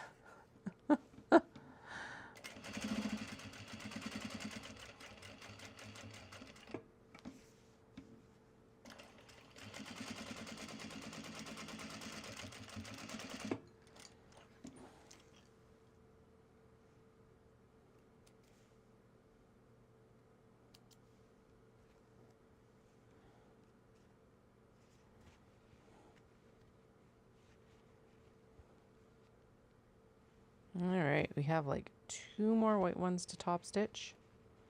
Oh cool, that was snipped. Sweet. A bit of edge there to trim.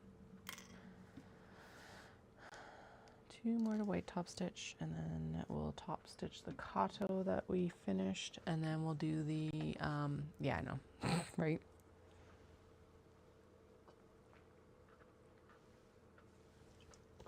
There are some available. It's just figuring out what's going to kind of step in, sort of thing.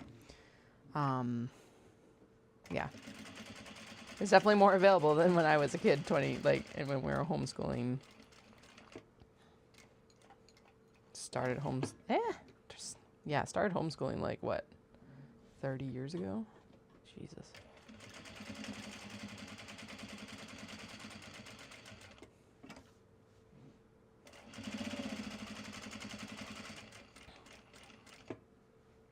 And even just the virtual schooling options compared to what was available pre-pandemic is insane.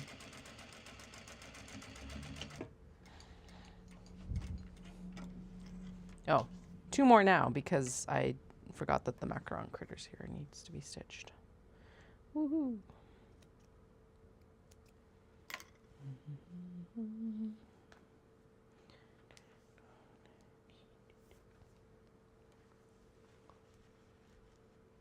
You weren't allowed to homeschool.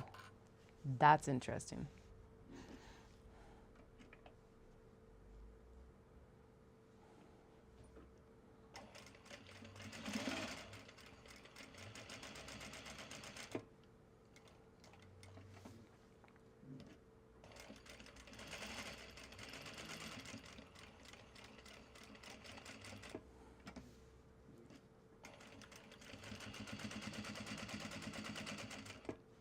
will admit that I have met a lot of people that shouldn't have been homeschooled, or homeschooling might be the better description, both children and adults.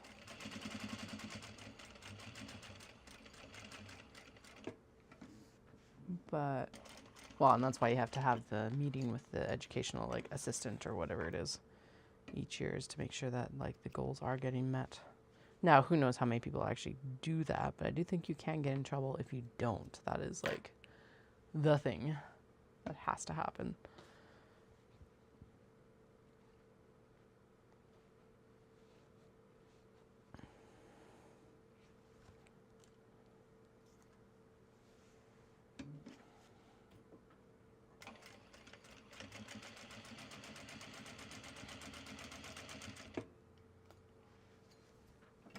Turn.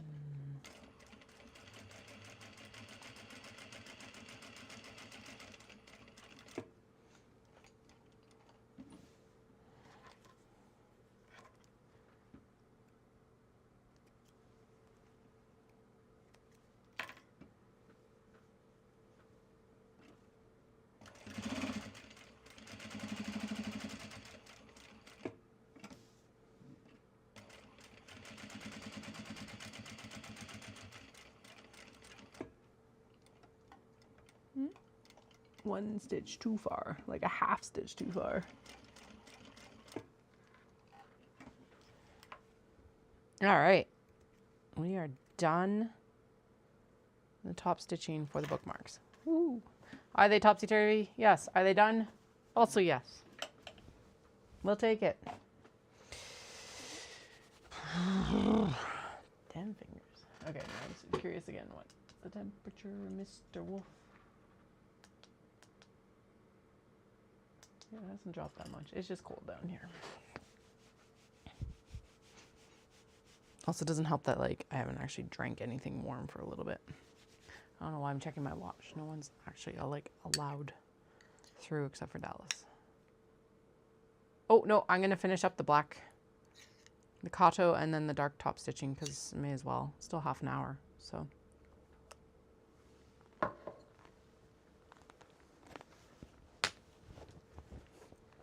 You're not rid of me yet, lady.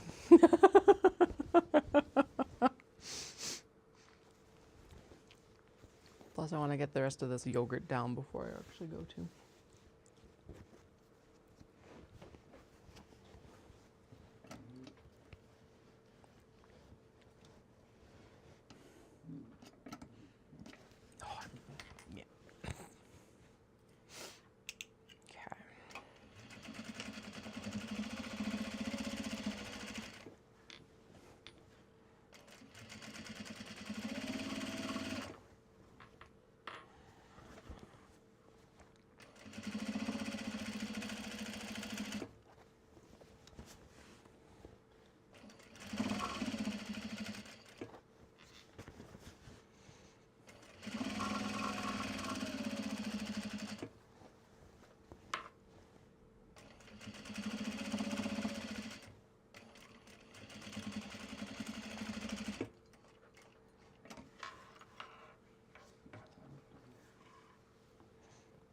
Okay, Kato. So it needs to be have its threads trimmed. You'll need drawstring.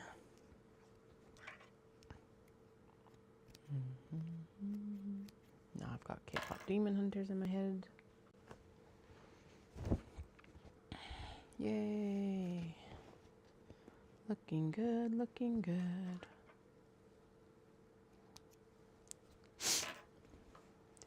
It would be nice to be able to stitch that from the top without having to turn the bags constantly. Okay, drawstring into that soon.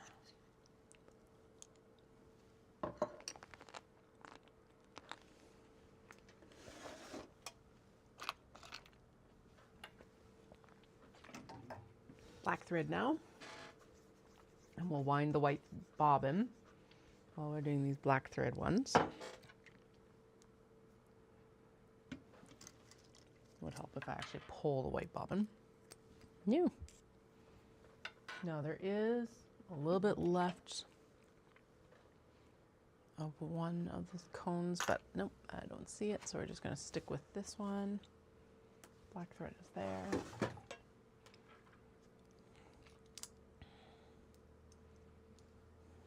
Okay. Wind the bobbin, wind the bobbin. Need to wind the bobbin. Oh, this is one place, is picking up. Actually, okay. So there's been a few things with the press-on nails that I've just been like, eh. Undoing the children's large bucket seat buckles. It was actually like,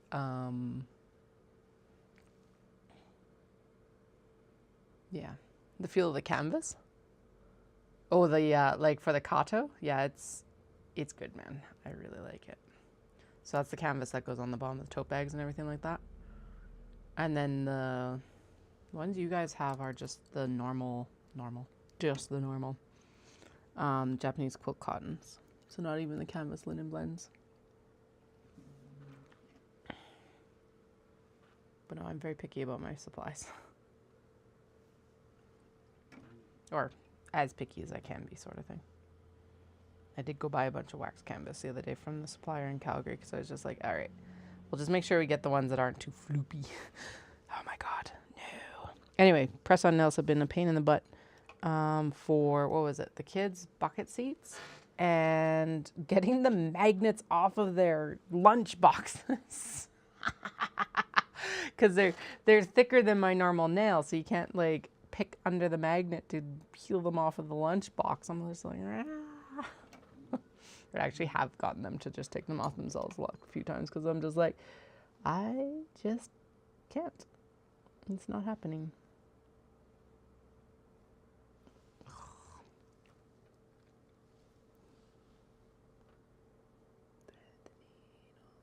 There's like, there we go. There's like the tiniest bit of excess thread on the end of that. And that's always what thwarts you getting it into these machines. Okay. Wind the next white bobbin so that then when the black bobbin eventually runs out, we can wind the black bobbin. And then blah, blah, blah, blah. Okay, we're going to start with the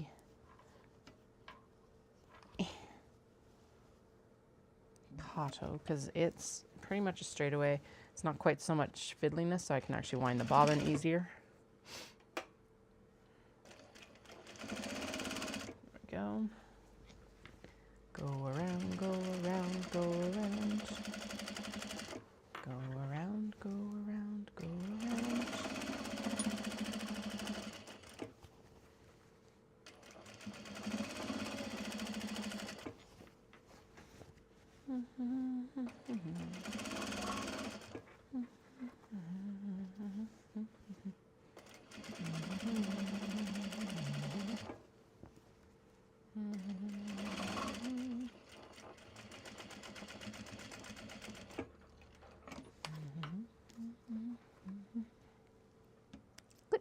Yay.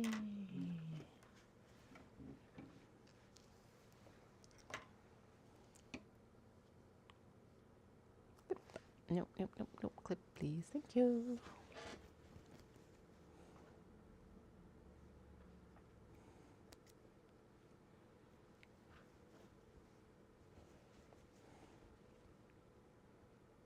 Okay, next bobbin is winding.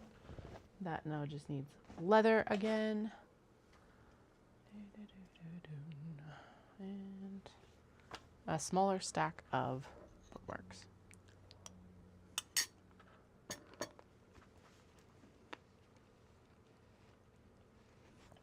And given the amount of time that I'll have even after workout, we'll finish up these bookmarks. When these are done, then I'm done for the day. And then when we come back, I'll be cutting bags. Yes. Glasses, what is it? Glasses cases. It's all written down. Spring roll pouch, etc. Actually, we've got one more prototype for the spring roll, just to make sure that I like it. And then I can put it together in a good enough fashion. Yeah.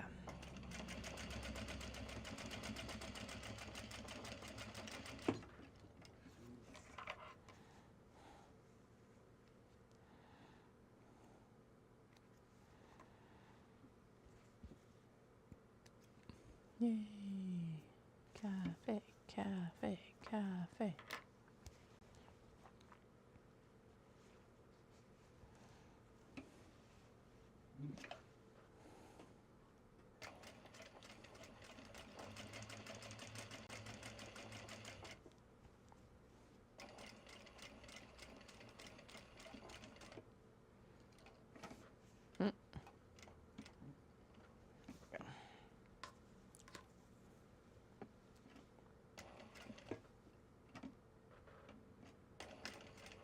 Yeah, man. There we go. Actually, that's, yeah, the other thing with the cylinder arm. One, there was on up for sale, well within the price range I would like, but it didn't have a walking foot. And I'm like, damn it.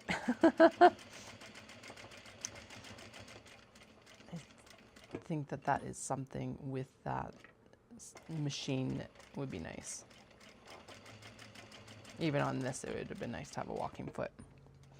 Most of the stuff, granted, yeah, most of the stuff that I've knit or made on this in the last, like, decade hasn't needed it, but we are moving into the territory of walking foot time. Because I do not regret buying this machine. But also the business has evolved since this one, so...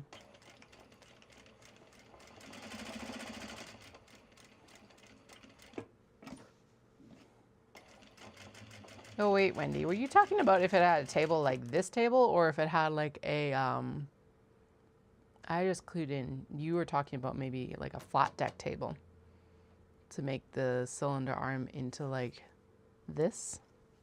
Is that what you're asking about? Or were you asking about like the table you set it on or in? I was completely oblivious to that. I just realized that those are two very, like, very different things you might have been asking about. Brains. I don't think it comes with to create flat deck table. I think it's just a cylinder arm, which is fine because I have this, and this would not be getting replaced. This would still be, they would be placed separately. From what I have seen on the industrial machines, it takes a full assembly in the back behind the behind everything to make it a walking foot. So maybe, I haven't looked that closely into it, but from what I understand, it's like a completely different model. And we do have those workaround feet, but they don't work well enough. Because it is a different, because it's the walking foot, it is a different drive mechanism. So I should look a little bit further into it. Because yeah, it's like, it would be, hell, it would even with the Kato.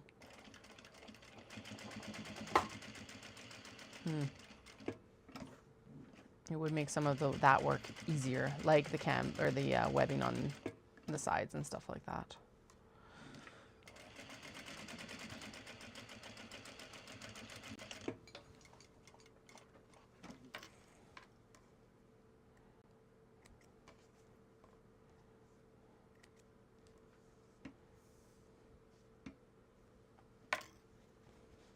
No, I don't think so, but I'll look into it because who knows? I'm totally making that up because I haven't looked that closely into it. Because it hasn't really been a concern up until we've started making more of the slings and stuff like that. Because the walking foot would be beneficial when we're doing like that sewing more than anything. Just because it would deal with the layers better. I say as I struggle with the layers for this bookmark. Jeez. All right, there we go. It's like, haha, we're not gonna sew. We're not gonna sew.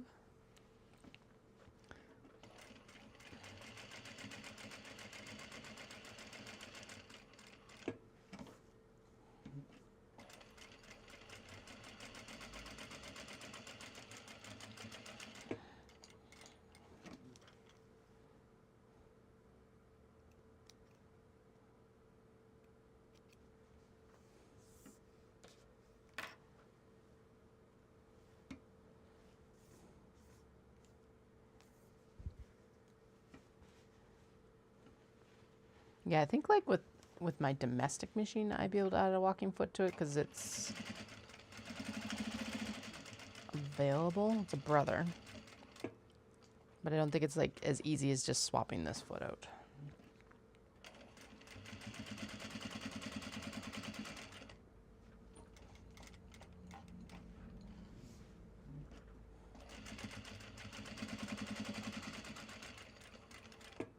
Nope, go back. Thank you. And hey, they got me right when I went to them, I told them what they're sewing. They're like, this is probably the machine that you need. And lo and behold, it is the machine that I have used. Like I said, it's mostly that the business has changed over the 10 years more than and I haven't even outgrown this machine. Because realistically, the cylinder arm, like I'm not replacing this with another flat deck machine. Which even if I was, it wouldn't be a big deal. But like I didn't need the walking foot at that time. Still don't, like it's not a make or break necessity. Unless I'm buying a machine. In which case, yes, it's a make or break. It has to have a walking foot. Although that'll be the nice thing to test with the cylinder arm machine is, do I actually need a walking foot? I don't know. Maybe I don't. Maybe just having the cylinder arm might be enough of a difference. I doubt it, but yeah.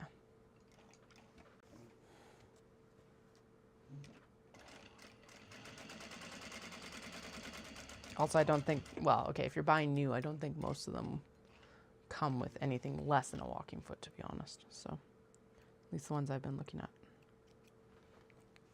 The only reason the one I was looking at didn't have a walking foot, it was a secondhand, so.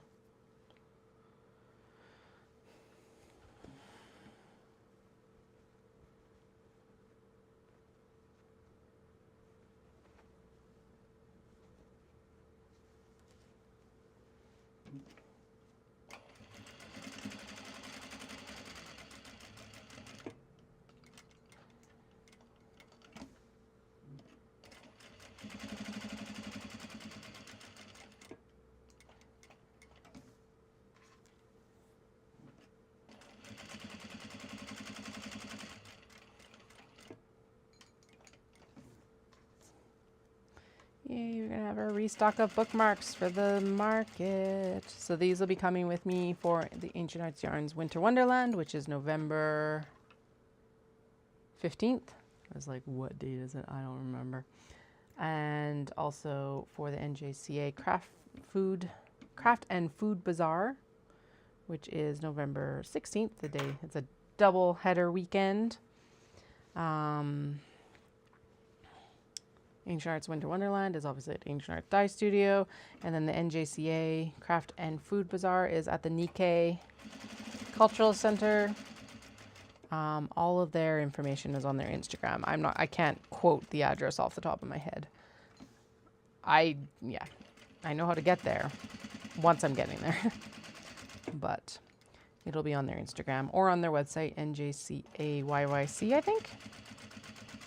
So, and I'll post some more information about that in the next few weeks as well. And then there'll be a shop update before Black Friday. That's all I can guarantee. I don't know the date yet that I'm going to actually update. But I will make sure that everything is on the website for Black Friday because we will be running a sale this year. For a thank you sale. And then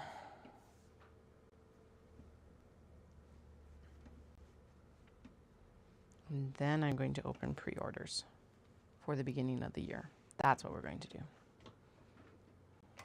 And I want to work on backpacks. So I think that'll be early December work, is I want to figure out backpacks. And that's when I will rent the cylinder arm machine. Is for that, because then we can go in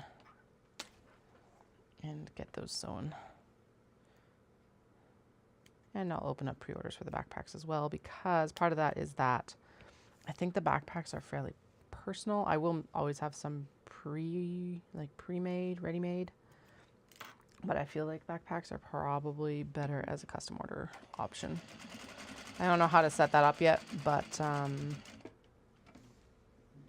yeah, we'll get it figured out. wish there was a way to do it that I would be able to, like, some sort of app or something like that for the website where I could plunk in, like, you can do it with a bunch of layers and stuff like that, but it's like a lot of work to customize a customizer. And then, like, conversely, also as well, a massive expense to do a customizer. That's what I have in my head, but I don't think it's in the cards for them right now.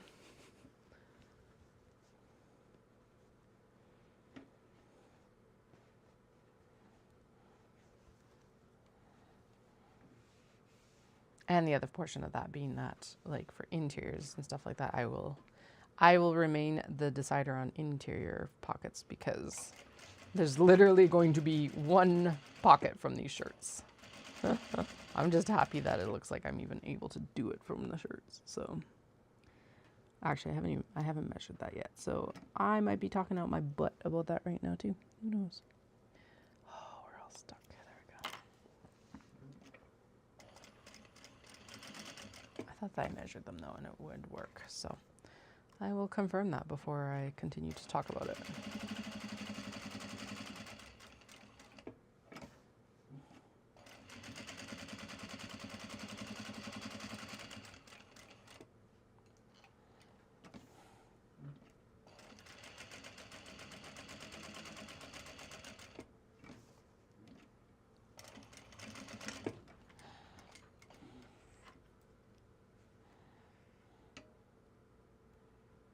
Almost done, almost done, almost done.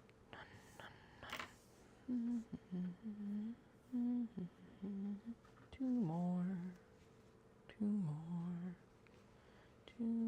bookmarks to go, two more. We already did the Kato, and it's not even 3 o'clock yet. Waha! We did the things they did.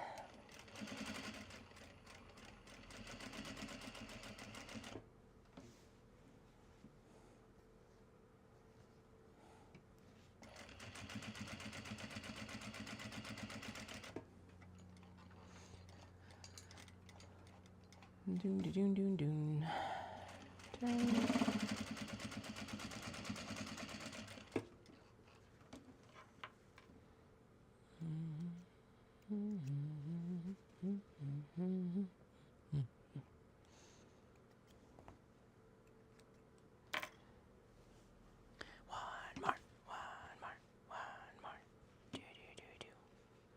I should have noticed when I turned this one that it was sideways.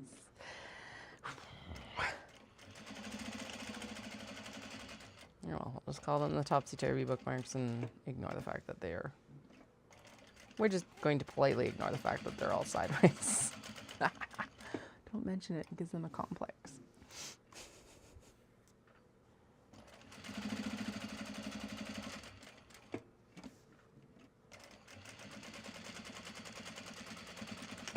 Sweet, we've done it.